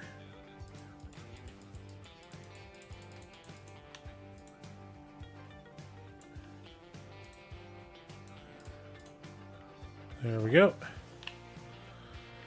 I think that'll work out just fine. And, you know, one of these days we'll own this field here and we may take out this road.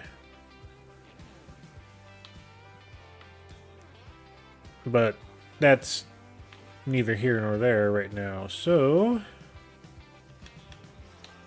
let's grab our smoothing tool because there's some spots over here I wanted to take care of.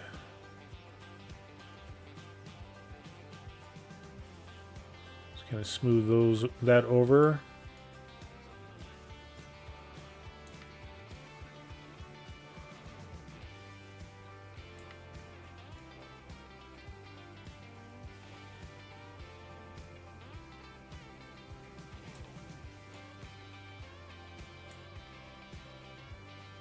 I do love this Waseca map there, Cajun. You know, I've got 5 years on this, and I got, you know, 50 years more.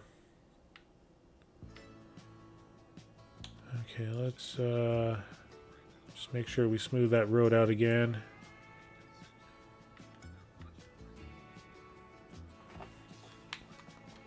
Okay, I think we're good.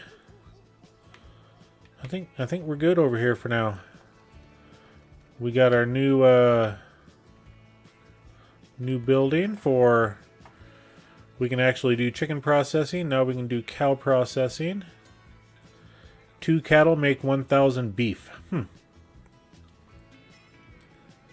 So if we come into here, beef, sold at the farmer's market.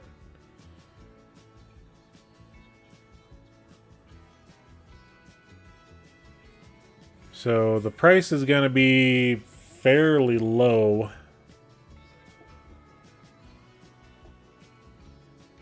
I mean, if you don't play with the mod, you won't exactly know. So,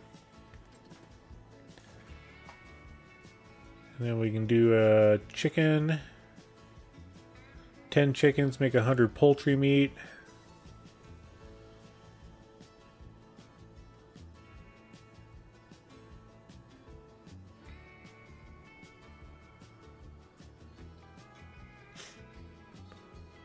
So yeah, 2 cows, and I'm just doing the math here. 2 cows, if we were to buy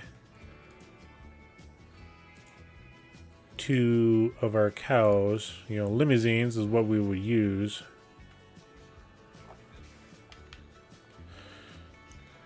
If we come over here,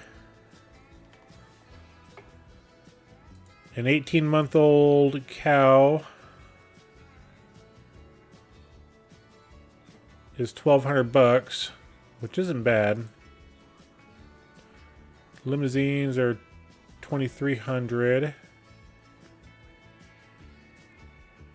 Angus is $2,400 and $2,300, and that's with delivery charge. So it takes 2 of these, so $4,000, you know, $4,600 to we go to our butcher shop. 2 cattle for 1,000 beef.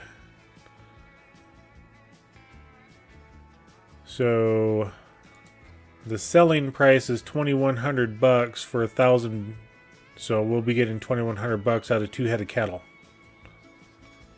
So in order to really make a profit, we have to buy, you know, the yearlings, or the newborns, I should say, not the yearlings, and grow them up. Which is why we want to get it set up to where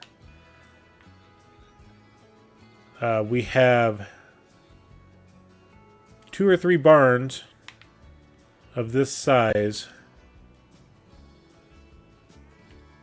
and they hold 200 head each. There's going to be a mod I'm bringing over that we can do an automatic transport every month.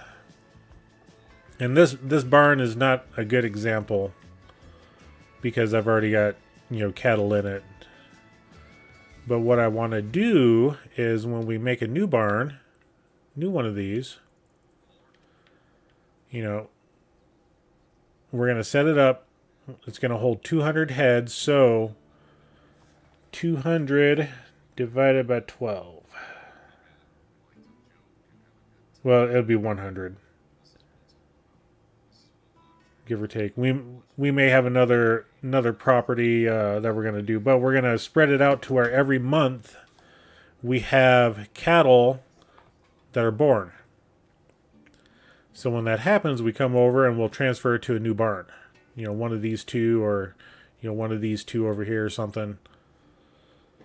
And we'll sit there, transfer every month, and then when they hit 18 months, we'll go ahead and get them sold, you know, brought over here and start making our beef industry. Good morning, Miss Lisa, CJ Benji, Red Wolf. Hello, one and all. Thank you all for coming in. So yeah, our beef industry is slowly growing. We just need, you know, $400 and some odd $1,000 for these cattle barns. 400,000. We don't have enough money, but yeah, we can definitely put a couple over here. Definitely put 2 more down here. We'll take out this grass field.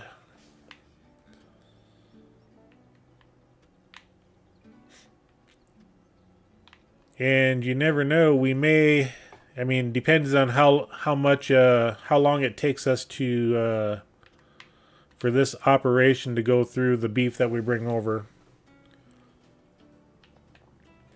Which I didn't look at. Let's take a look at it. It holds, oh, it only holds 100 head of cattle. Okay. But that's going to be the only thing we bring over is cattle, so we don't have to worry about any of the other ones. Cycles per month of, let's do the cows, 24 cycles per month. So it does 48 cattle in a month. So every other month we can bring cattle over. Okay, it's not bad. And just reading up on the chat, saying hello to everybody. Cajun saying hello to everybody. Lisa's going back to bed. It's understandable, Miss Lisa. Understandable. So yeah, every other month we can bring over about 100 head of cattle. So when we get our operation up and running, it should be pretty good. And like I said, I want to keep everything over in this area for my cattle industry. And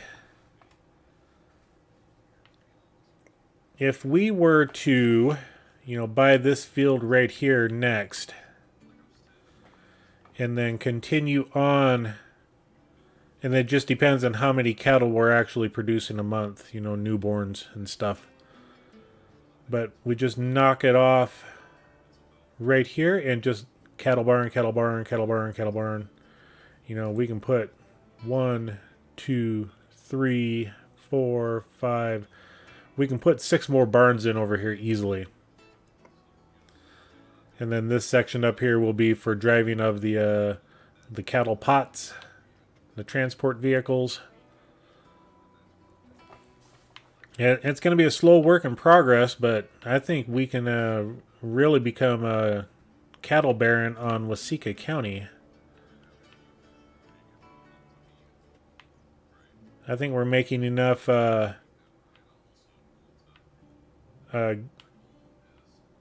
hay and silage from everything else. I like what I did here. I really like that. Just took out a bunch of trees there, combined these two fields. Yep, that's pretty good. There is this property down here that incorporates all of this here. We can sell. I mean, we're never gonna do the sheep down here. Oh, that's where I'm getting residual income, because I own this property. Okay.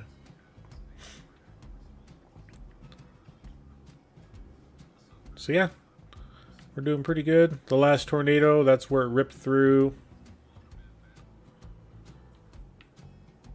All right, so we have this field over here, which is, we're just going to take a look at the edges. Make sure it's all plowed up nice and pretty, and it is.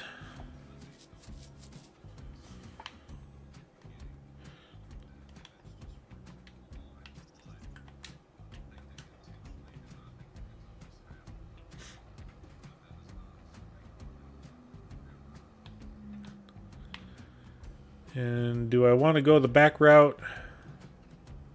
Yeah, I think we'll go the back route. I think that'll be easier. Especially with this large implement.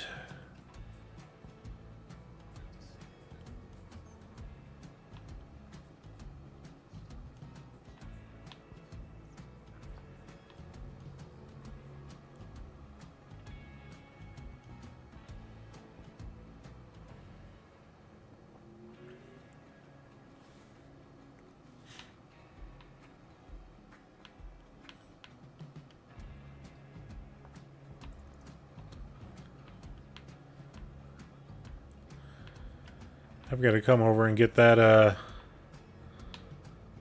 manure pit emptied out. Alright, we'll get this over. Try not to bury the Magnum in water.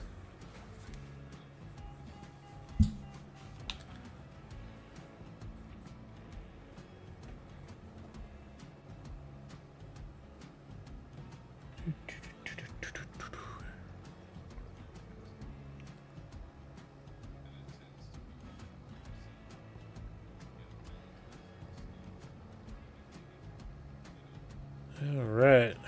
We got this guy up here. I don't see any bales. Let's go ahead and get AI started. And we're going to go back home. And just because...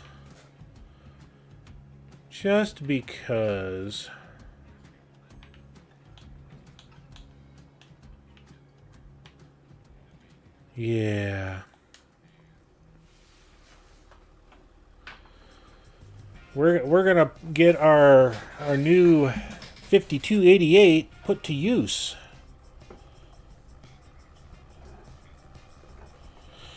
And we'll turn on hazards and blinkers.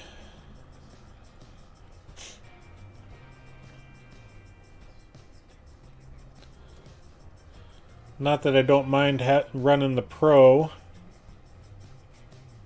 but I want the 52 going. And when we bought it, we just as well use it. And let's set the cruise control. Let's, oh yeah. I remember that. So we don't have any rotating beacons. We just have this guy. And, God, this thing just sounds like it. Sounds like what I remember.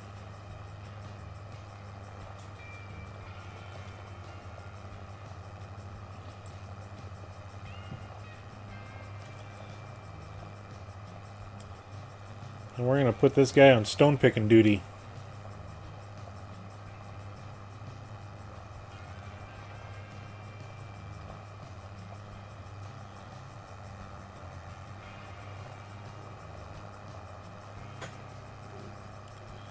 And I remember that seat bouncing just like it is. Ha! All the memories.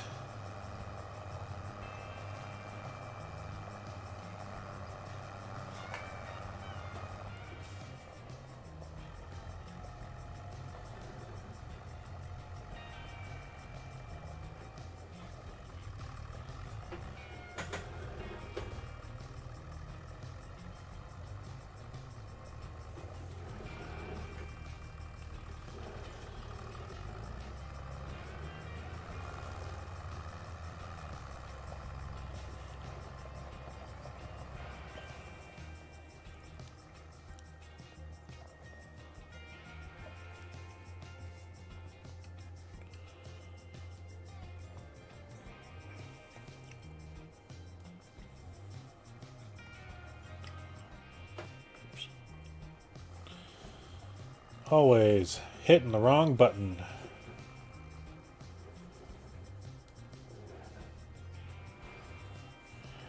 Okay, let's get you turned on.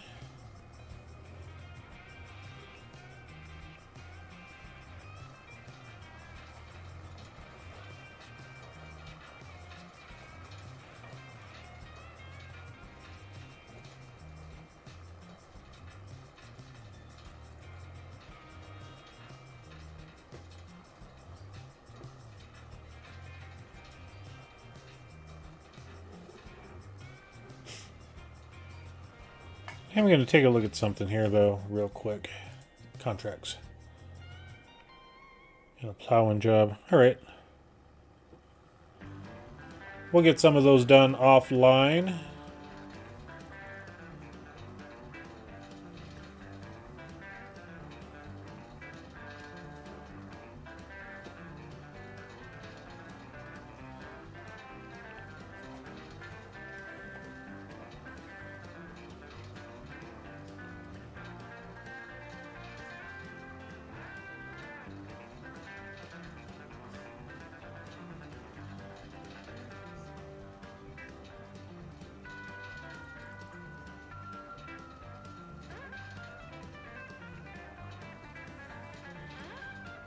So yeah, anytime we plant corn, we have to plow up our fields.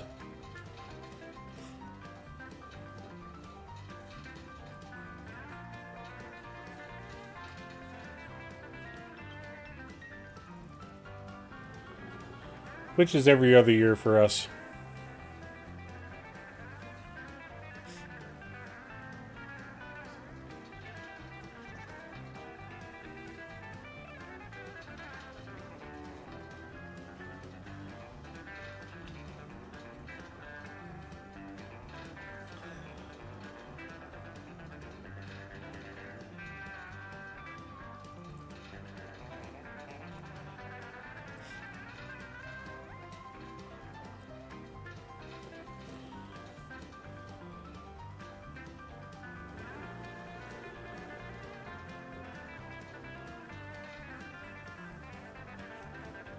Yeah, we can turn the hazards off. We're in the field. Now if I turn beacons on, did that change anything on the... Nope, I don't think there's any beacons on our stone picker.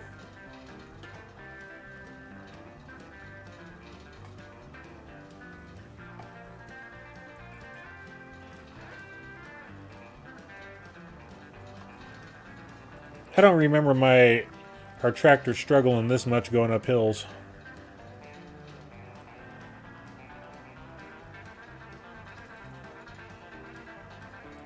James, hello. Welcome in.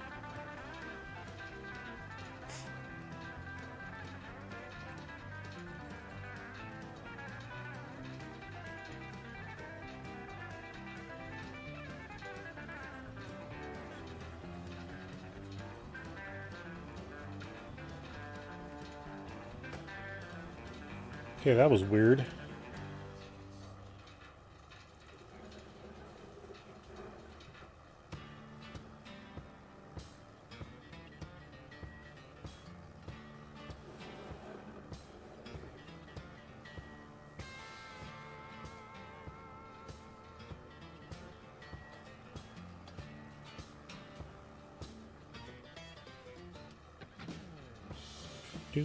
Do.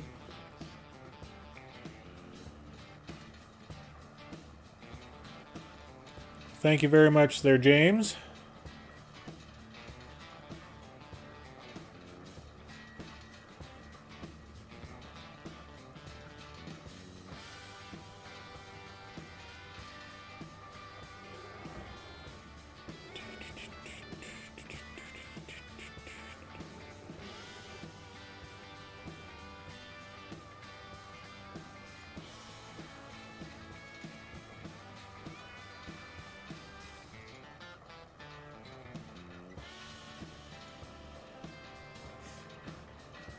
And I think it was right up here. Yep. That little spot right there.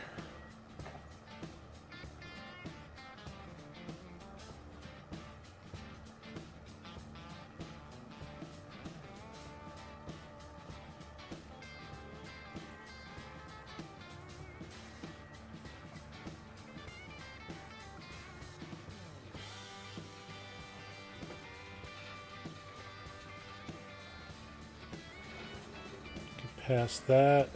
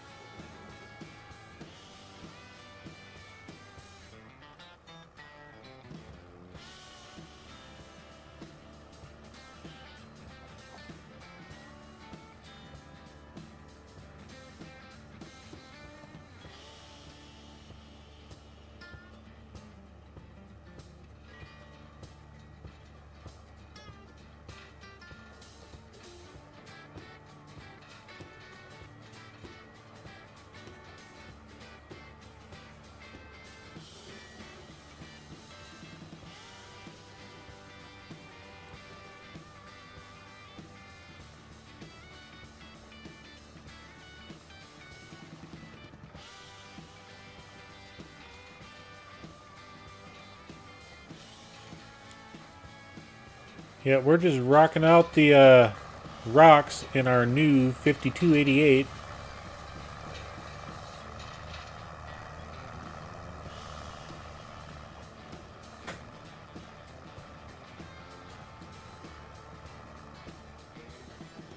Just like I remembered.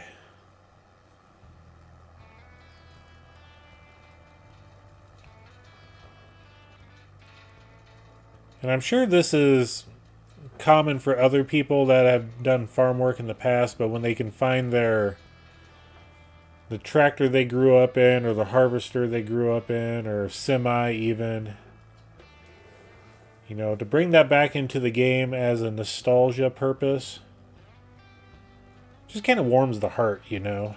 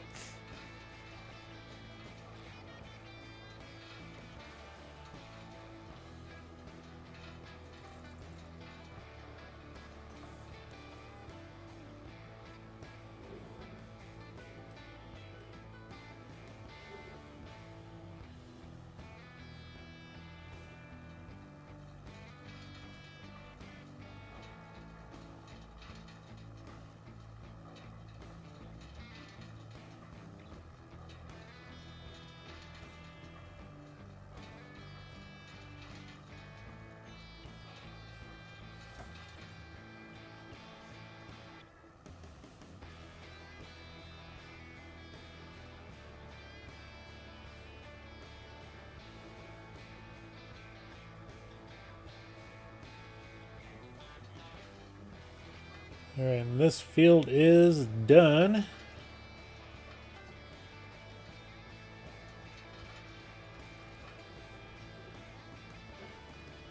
I'm gonna make sure I got this little part right here.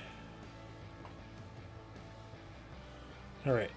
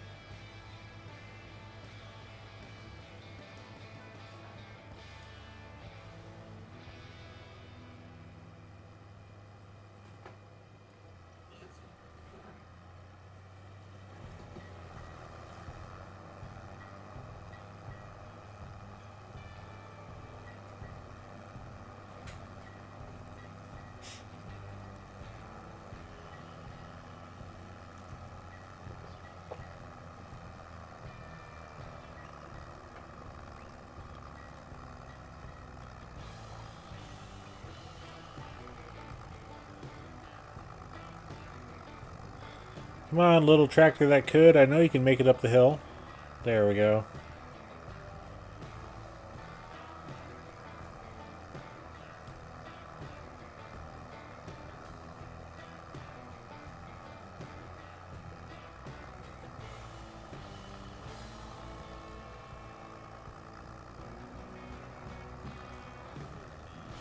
Alright, see how the plowing job's going. I think it looks like they're doing the headlands.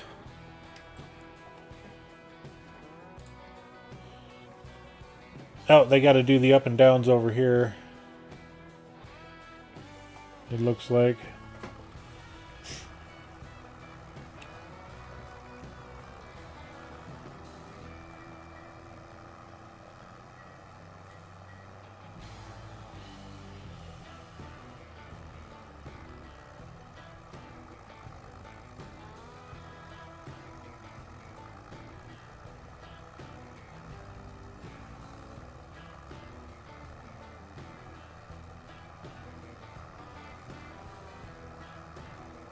I am going to play around with this tractor just a little bit for some customization options.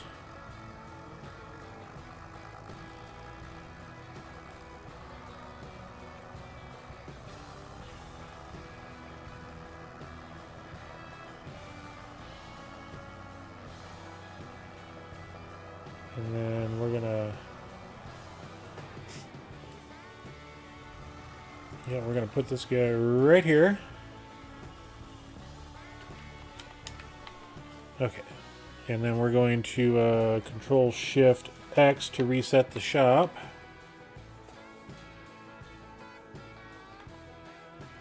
Okay, let's customize.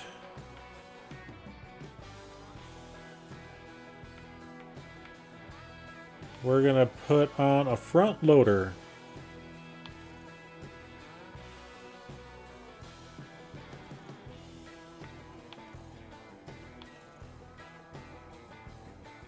And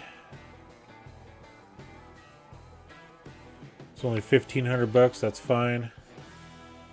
Let's customize it. And we're going to go into our front loaders.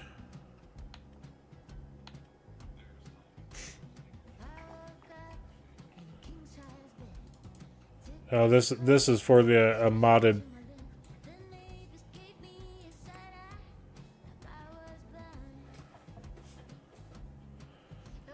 Okay, let's take a look.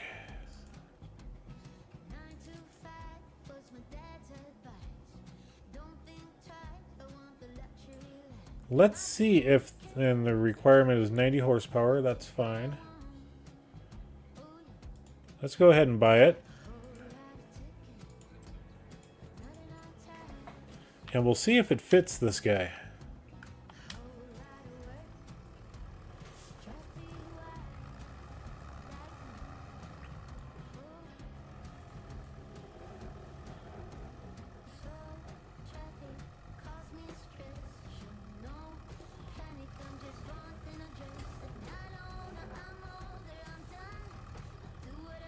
Oh, do I got...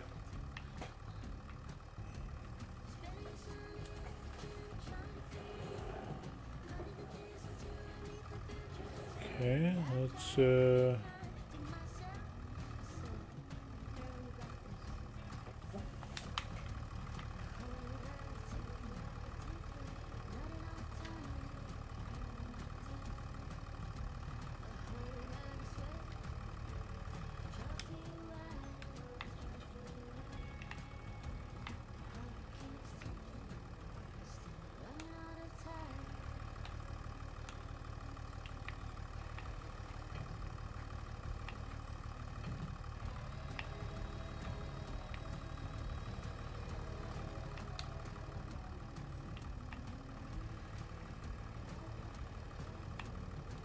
yeah, it might have been because of the front weights.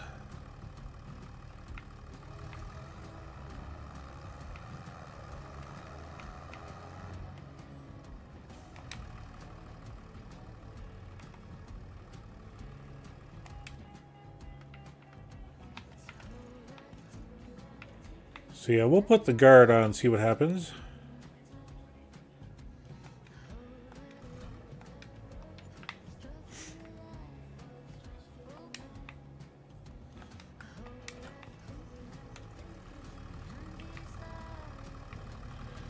Okay, we'll take the guard off because that's not fitting like it's supposed to.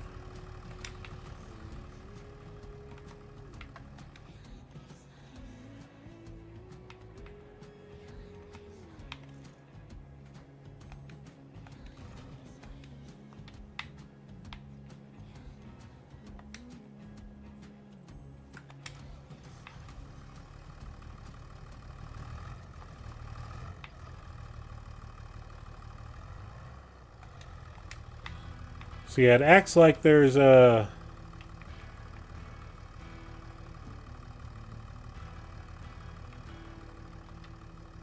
Let's get that reset there. So it acts like there's something on the front of this tractor.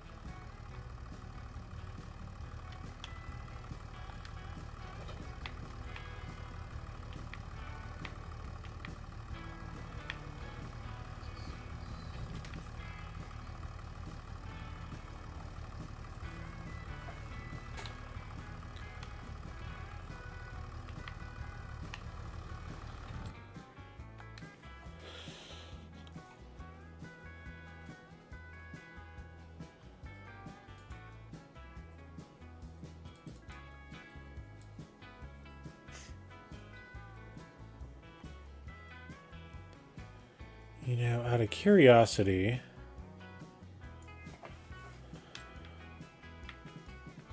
yeah, we don't want Kubota, we don't want John Deere. We can go either Quickie or Hauer.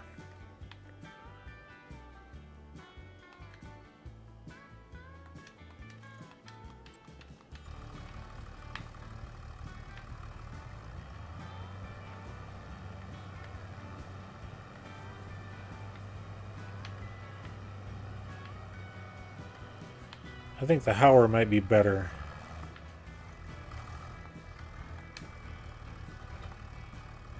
Okay.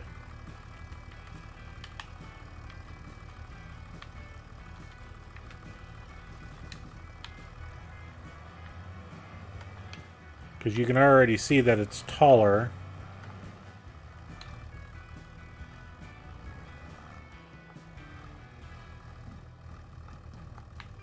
Oh, yeah.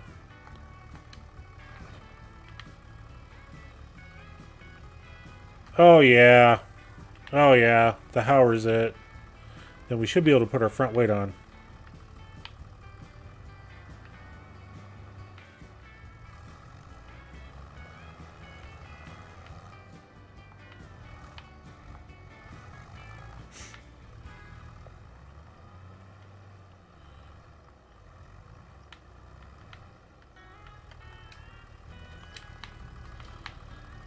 Let's try the weight. We'll customize it.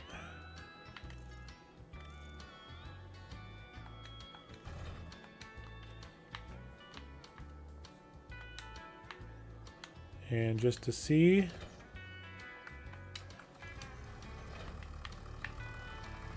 Oh, yeah. Yep. That's what it is. That's what we need right there. Okay, how are they doing on the plowing? Okay, so they got that section done. They just have to go there. Let's go ahead and get our...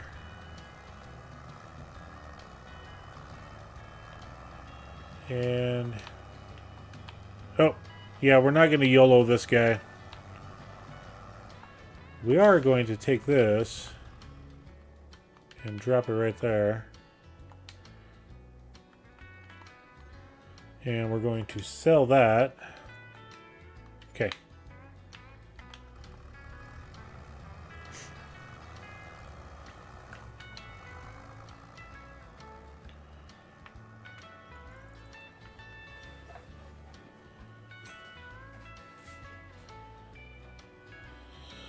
Oh yeah, we got a pallet of silage additive there we got to take care of.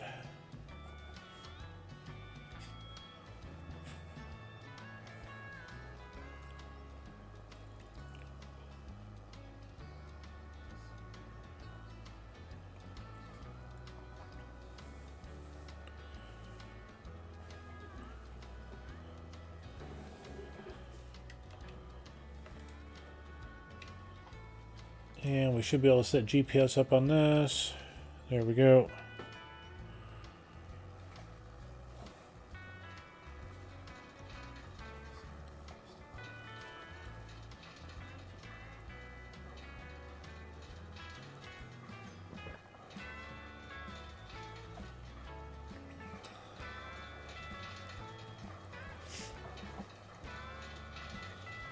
Yeah, even though our tractor did not have a front loader on it, we did have the weight. And on occasion, we did run duals.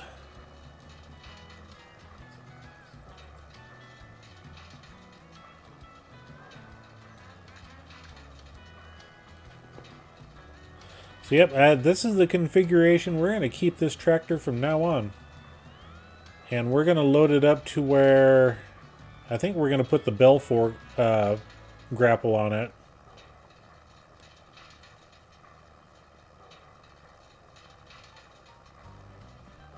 We may buy some bell forks, spikes.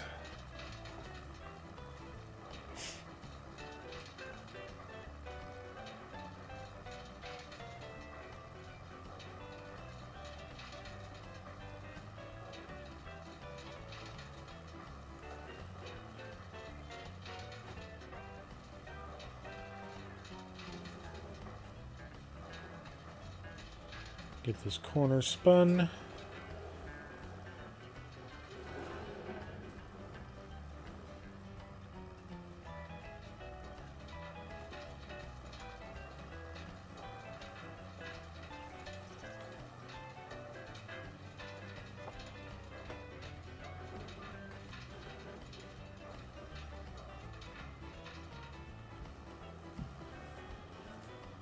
Yeah, I didn't intend on buying this field at all, but because it had corn in it, I needed corn for my silage pit.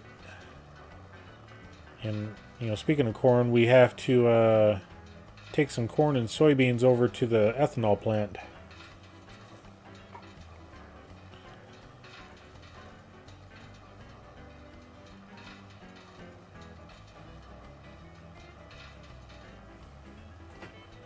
I need to take a look at something for that. Did I change the... Yeah, it's still selling, so we're making money from the soybean meal. So let's change the output mode to storing. Uh-oh. Almost wrecked the little guy.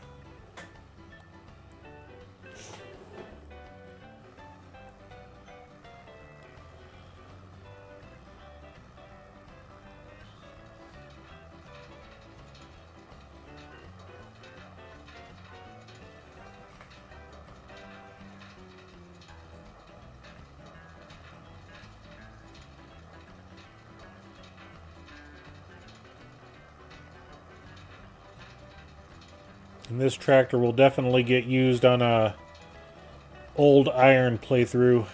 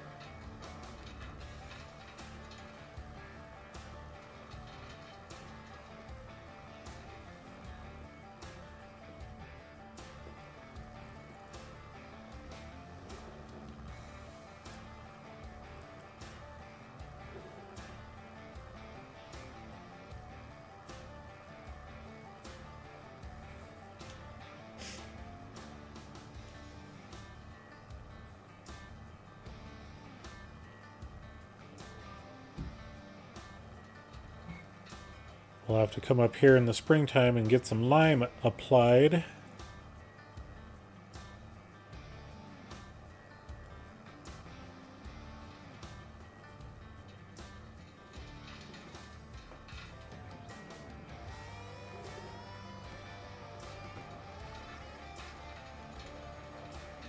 Did I miss a little spot there? Yep. I'm going to have to spin around and get it.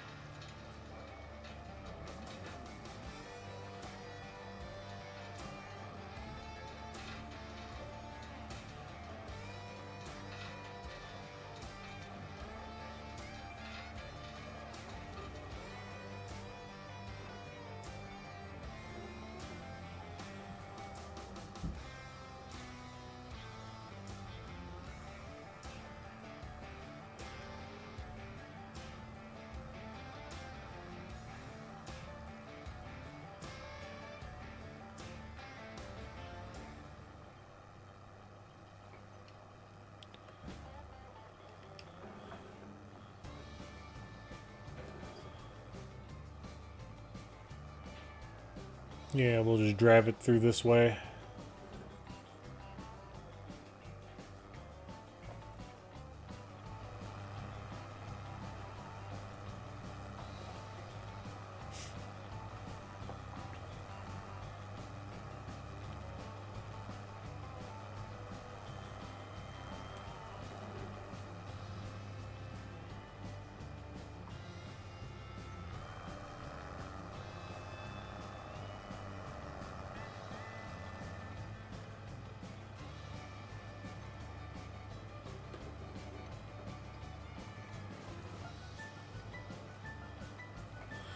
Oh yeah, we got some lumber up here we can sell too. Forgot about all that.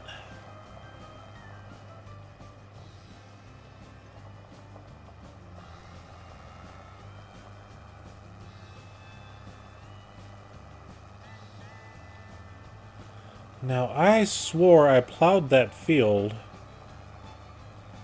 No, I did not. I only plowed the outer edge. So yeah, we'll have to come over and herbicide it.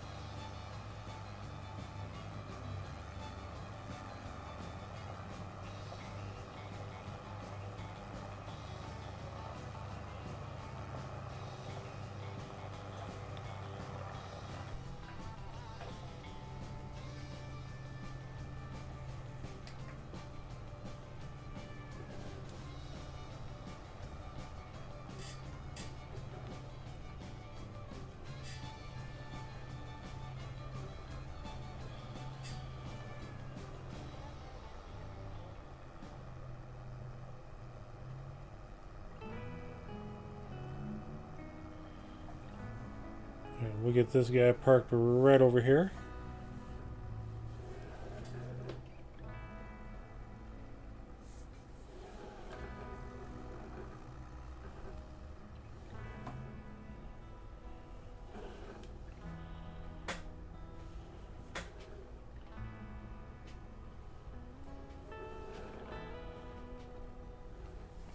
Okay, leave that attached for now.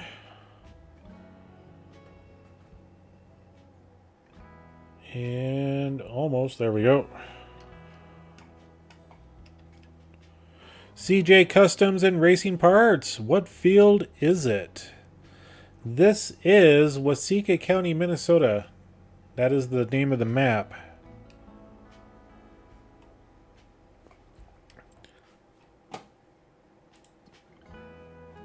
Here is the actual picture of the map.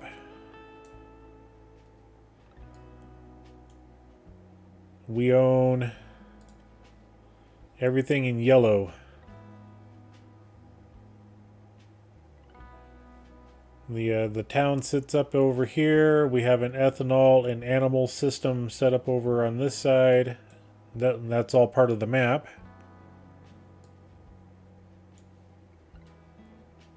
And we're going to come in here and we're going to go ahead and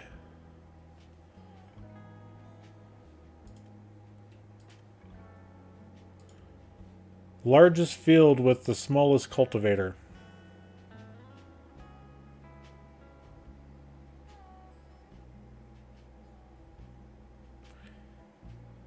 It's like they couldn't afford anything more. I'm on Alma, Missouri, and I'm doing some planting on my cattle farm right now, but thank you. Yeah. Yeah, I play on Alma, Missouri as well. I do have a playthrough series going on that map. The next video, in fact, I need to get the editing done for it today.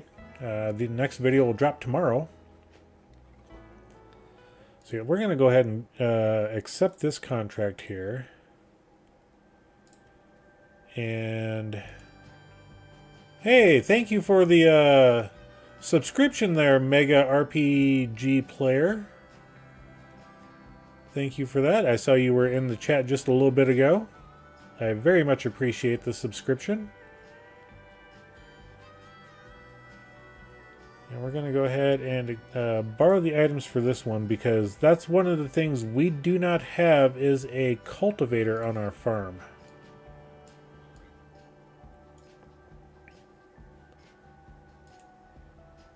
So we're going to go and get this guy set up on that plowing job, and then we're going to grab the cultivator and get that down at the southwest corner of the map.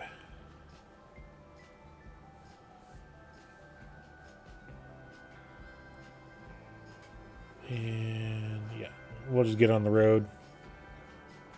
There's a song there. I'm not going to sing it.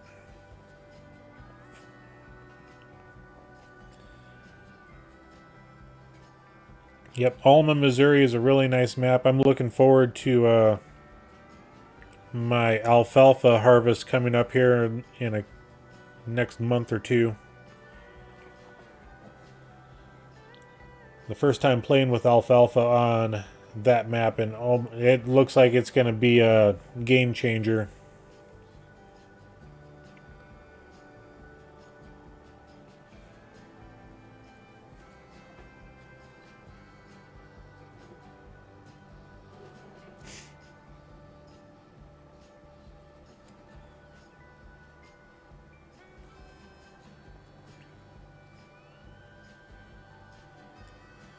Alright, let's get off the road here.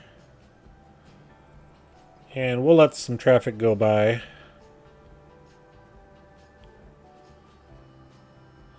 Well, you can pass me there, car.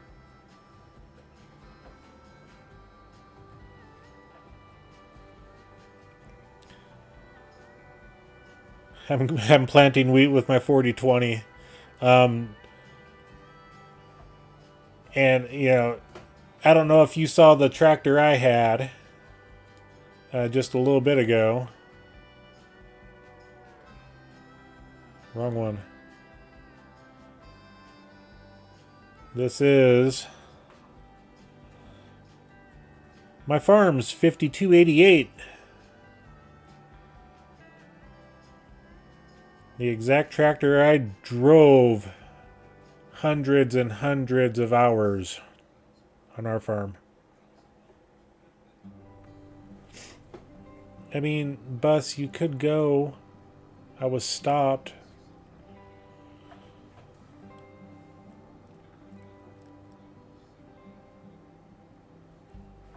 I've got it currently set up so that it can be my support vehicle for my Massey Ferguson on the making of TMR.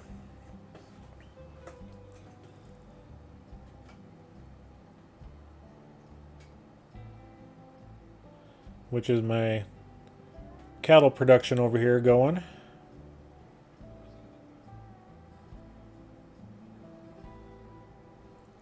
And yep, saw that coming.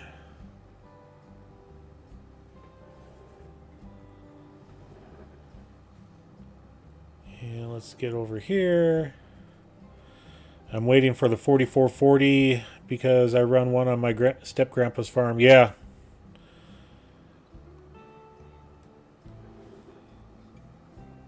Yep, the tractors that we had growing up, the 5288 was the last one that we had on the farm. Before that, I didn't know the number until I finally got a hold of my dad and asked him about it. And let's get down there to field 31.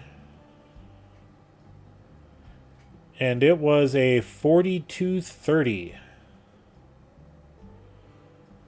And I did some quick searching yesterday, and I could not find it in any of the mod sites. I didn't search them all, you know. I went to Itch. I did not see it there.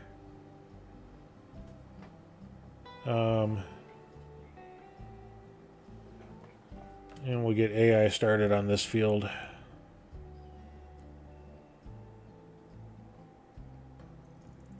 Scroll through all the 5,000 places.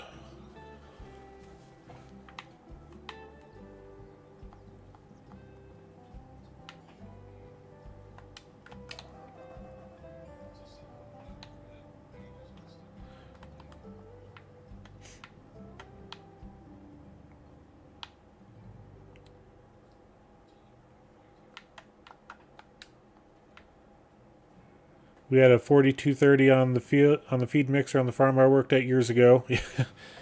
I did not get to drive that one much. Once or twice, I remember being in the cab with Dad. But outside of that, all of a sudden the 5288 showed up, and the 4230 was gone.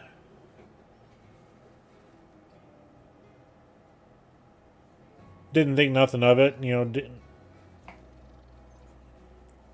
Dads being dads and buying different equipment. This was back in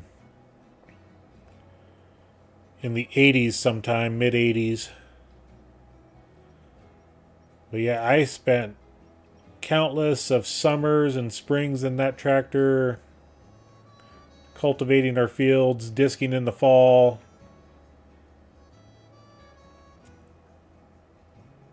And someone said the 4230.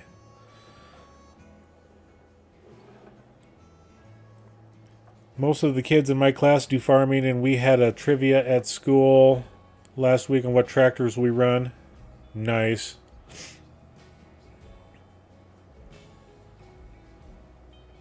Yep, I love the 5288.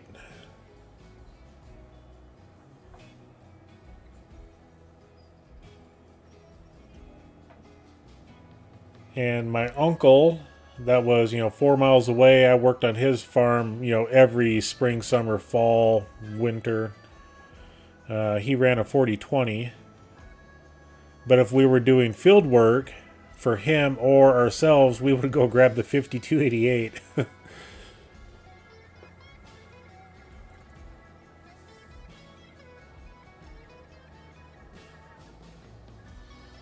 A lot of the neighbors around us had the 4020s as well. Yeah, that was the staple in that community, was the 4020s.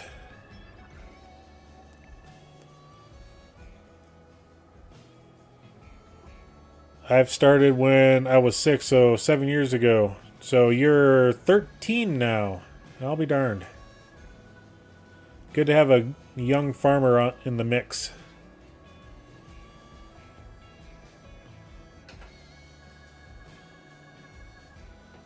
Alright, let's get this thing unfolded.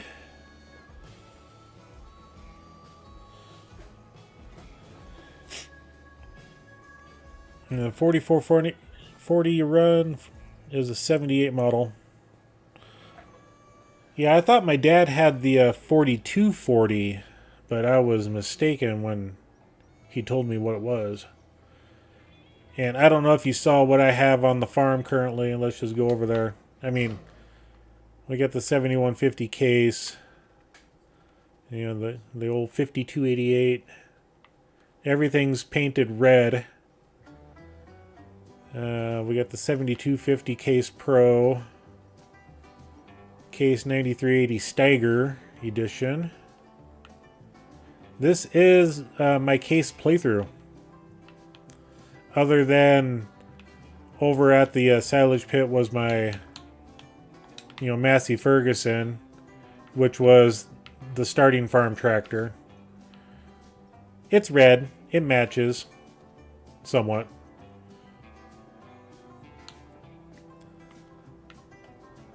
But yeah, it's this is my case playthrough, and I'm really enjoying all of the older cases here.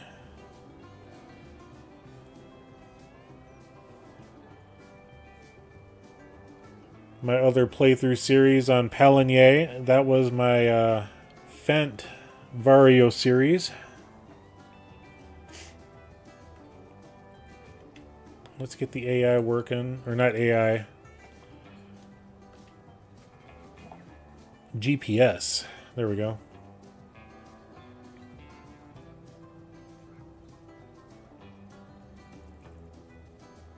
And then I've got a pair of Case Magnums floating around the farm as well. One's on the plowing contract right currently.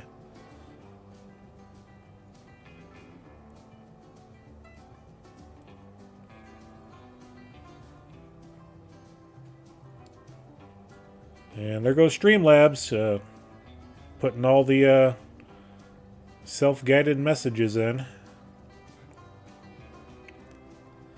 Yeah, the first tractor Dad had on the farm was a 4010,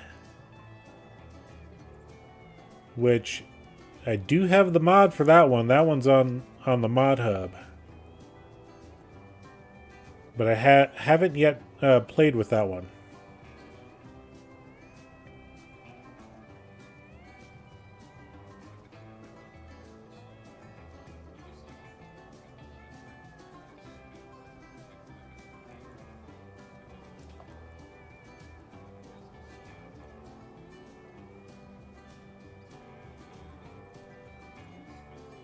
And one of these old maps, I'll sit there and actually create a farm.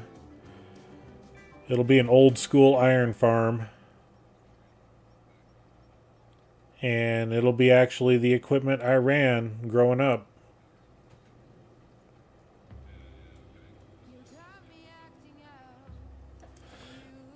Okay, that song needs to go bye-bye.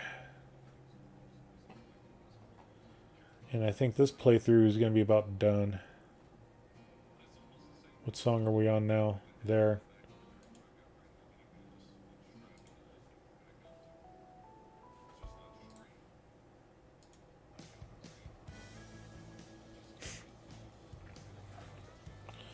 Okay, the plowing contract's finished.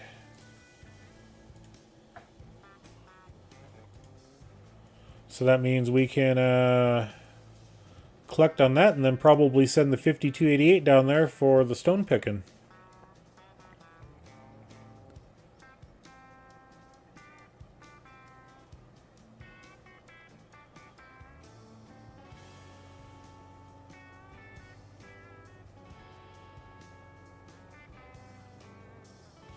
And if it was my field, I'd go back and, you know, cut that corner better, but this is a contract. I'm not worried about it.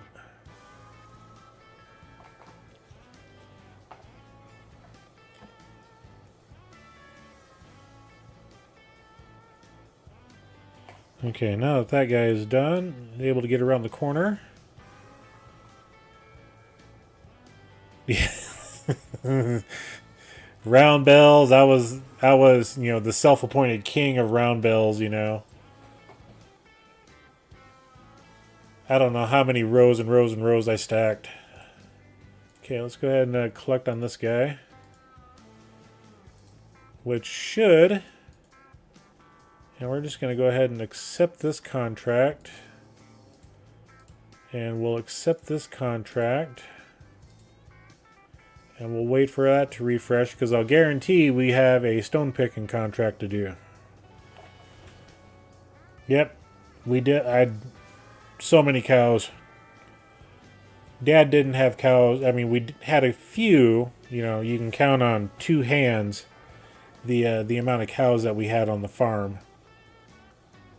But they were all the dairy cows.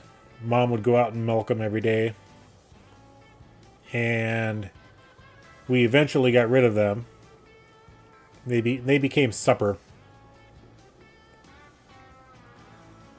But my uncle had 400 to 500 head of cattle. Our closest neighbor to us had, you know, 500 head of cattle. Everybody around us was a farming, ranching community. So when my brother and I weren't working on our farm, we were working for all the neighbors and the uncles. Working cattle, doing field work, grass work, mowing, stacking bales. For some reason, we weren't put in charge of baling. You know, it's whatever. But the mowers, we ran a ton, sickle bar mowers.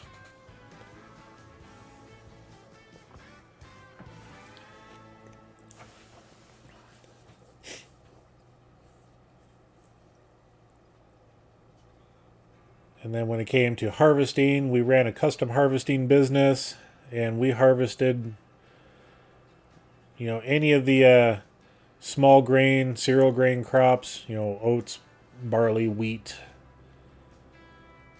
And then fall came the soybeans and sunflowers and sorghum and corn.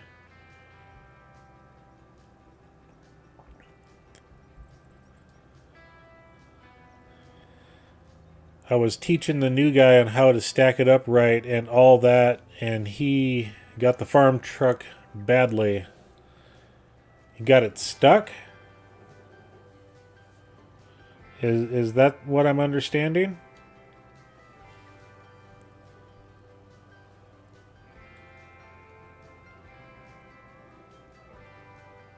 Yeah, there's an art to stacking bales, and depending on which farmer you go to, you could stack it one way correctly for one farmer and the next farmer that's incorrect, you know?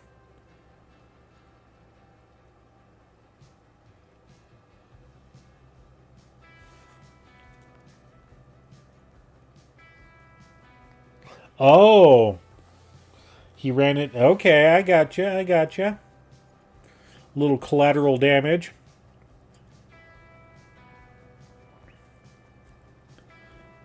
Yep.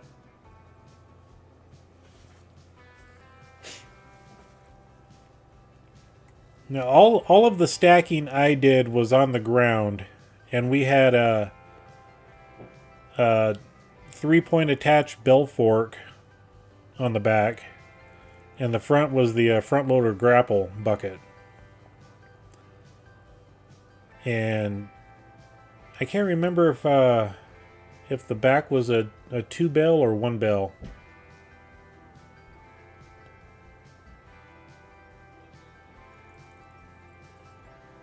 I can't remember.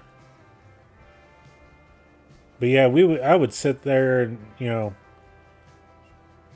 drive through the field in 8th gear without, you know, going to grab a bale, and then you get to the bale and you drop it down to 5th in the 40/20, and you sit there and on the drive grapple the bale with the front loader and come up to the next bale. You have to swing hard left or right or whatever and drop her in reverse and lower the 3-point and pick that bale up, and on the way you go. Stack it as high as you can in a shed. Yep. All of our bales were outside. We hardly dealt with the small square bales.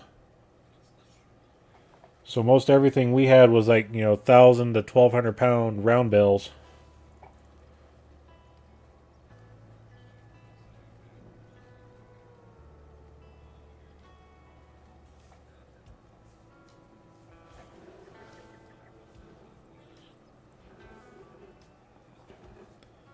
Yep, the good old days of being able to run dual and triple lever hydraulics for doing stuff. You wouldn't have to sit there and search for the grapple. You can do things on the fly when you got really proficient with them.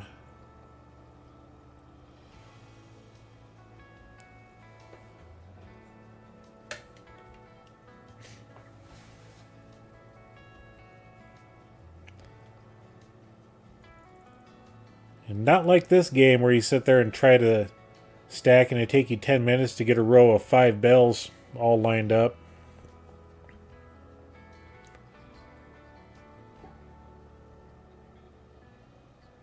Just to try to get the bales sit side by side perfectly.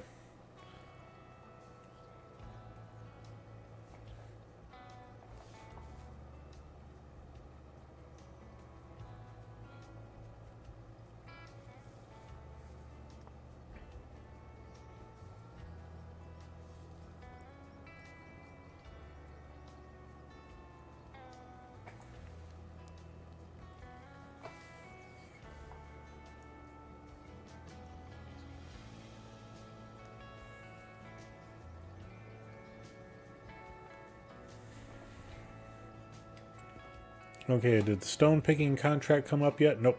Okay. Probably have to wait till about 1 p.m. for that contract to show up.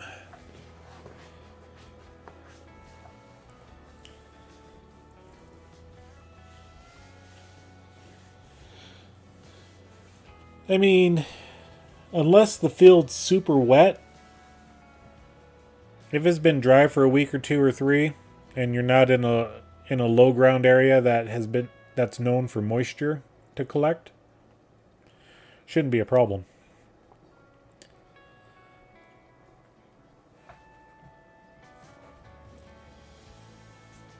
"12 years old, driving grain truck to and from the field, and you go into grain bins and have to load into an actual auger.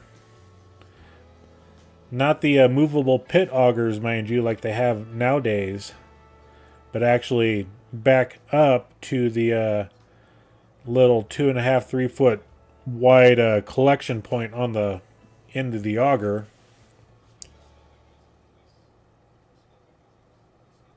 We'd sit there and back the first truck up and take a couple of pieces of 2x4 or a rock or whatever we had lying around the farm, branches, sticks, whatever. And when we got the position correct, we would mark the rear axle location. And that way when the next truck would come up, they would have their backup point already set. So then you just back up and dump and go.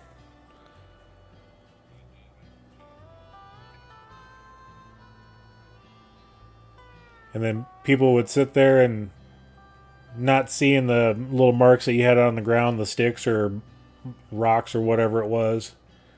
And they'd be like, "How the heck do you get so close all the time?" "Well, it's because we got this marker right here on the ground." Oh.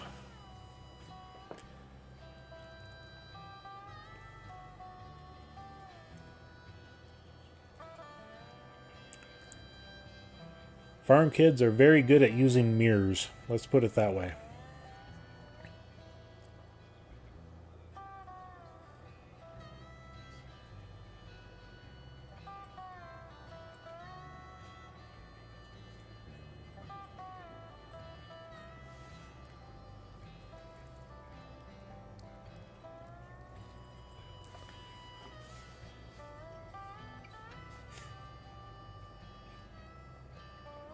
When you're in a semi or a straight truck with a grain box on the back, you got to learn to use your mirrors.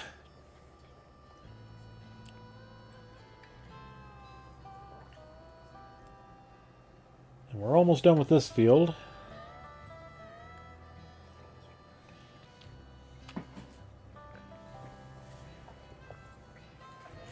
I forget what the inside of the Steiger looks like. Nice cushy seat.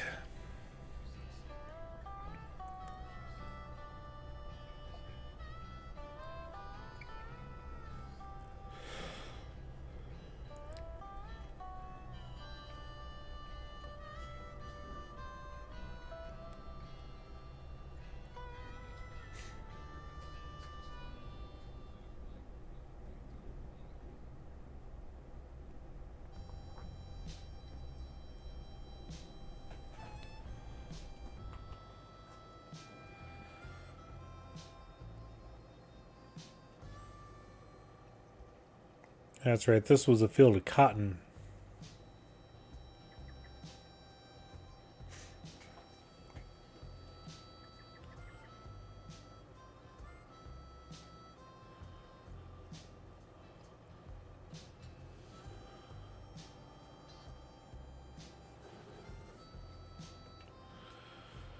The farm truck is actually the first farm truck I had, and my first every day is a 99 7.3.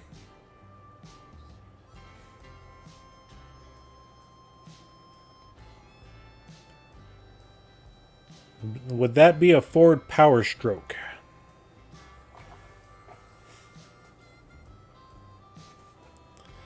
(2010) F250.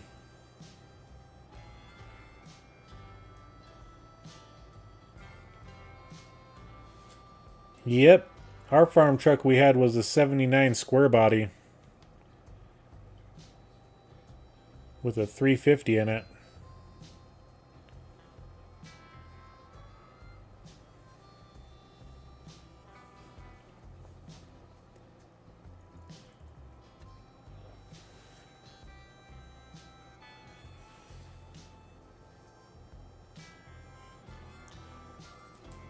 And then for some reason Dad upgraded to an S10, but we still had the square body.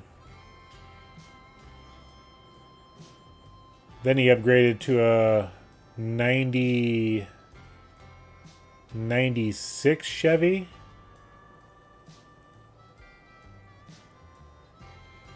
Traded in the S10, and we still had the square body.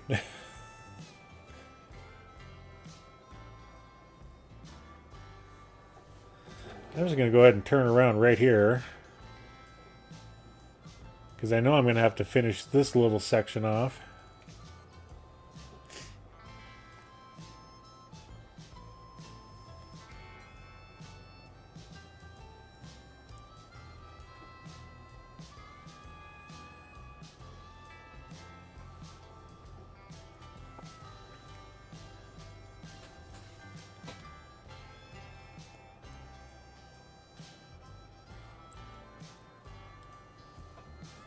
And then when we got into our custom harvesting business, we got a cab over Freightliner with a 22 or 24 foot box on it for hauling grain. And then a relative of ours in the, another farmer in the area, he bought a Kenworth cab over with a 20 foot box on it. So yeah, 13 speeds is nothing.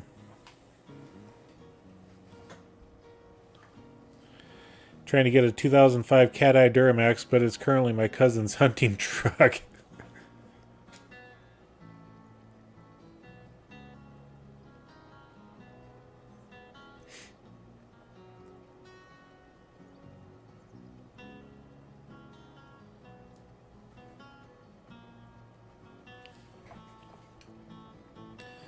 Alright, let's go ahead and speed this up.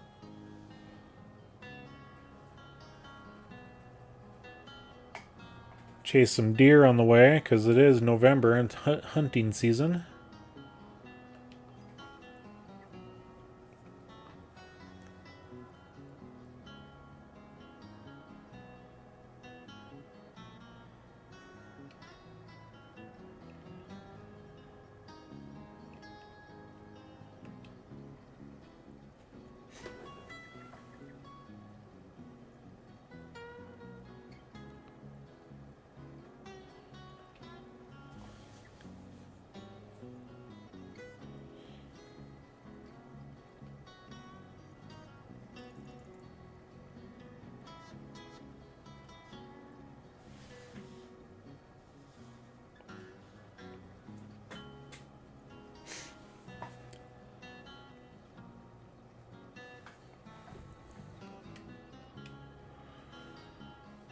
Alright, so we'll go ahead and zip this over to the next field.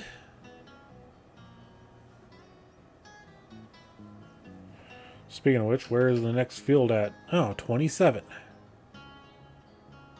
So we're doing all of the cotton fields.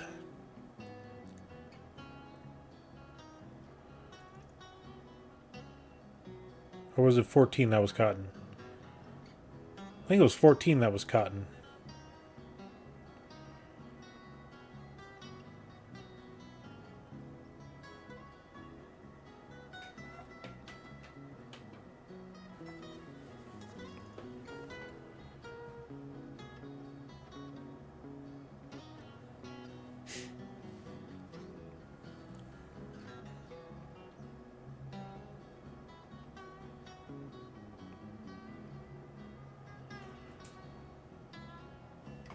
I forget, what's in the sell page this month? Oh, yeah. The 60 series 2x2. Well, there's a... Okay, we missed the mailbox.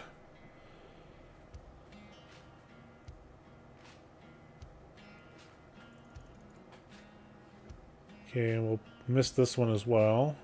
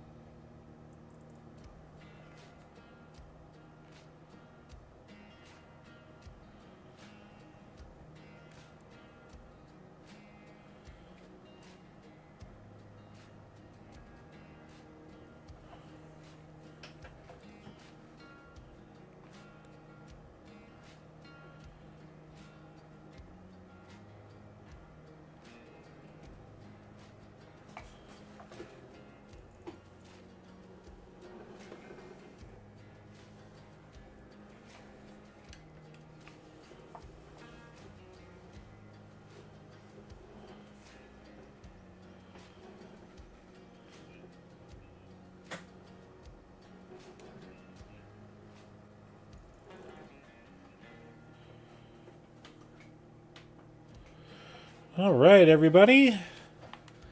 It's getting to be about that time of day where we're going to call the stream.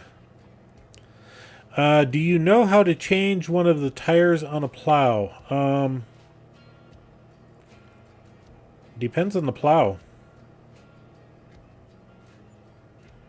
I'd have to actually physically look at the plow to see if it's one where it's a wheel bearing setup or if it's got like a 4 or 5 bolt hub design. My guess is it's a greased wheel bearing setup where you gotta pop the cap off, remove a cotter pin, undo a large nut. That'd be my guess. But there again, like I said, I mean, like this one here, this is a bolt-on hub design. Looks like it's a series of 8 or 10 bolts around the hub. But yeah, without physically being there to look at it, I couldn't tell you. But it's either going to be that style right there, or the hub is part of the rim, and you got to pull the cotter key out of the big nut, you know, that holds the bearings together on the hub. So. But yeah, this is where we're going to conclude today's episode of Waseca County. I want to thank every single one of you for coming in today. It means a lot to me, you know. We're trying to grow this channel. And currently we're, 160-ish members strong in the subscriptions section. Our goal is 250. That's the next goal. Our ultimate goal is, let's get everybody on the planet subscribed to this channel. But, you got to have small baby steps. So thank you all for coming in. Make sure to hit that like button. And if you're new here, please subscribe. We'd love to have you in. That way you get notifications for all of the amazing content that we produce. We do have a series on Alma, Missouri. We have a couple of other farm series that we do. Yeah, we tried to also play other games like American Truck Simulator and No Man's Sky, and soon on the agenda is Bethesda titles. So, thank you all again, and until the next time we stream, we'll catch you later. Bye, everybody.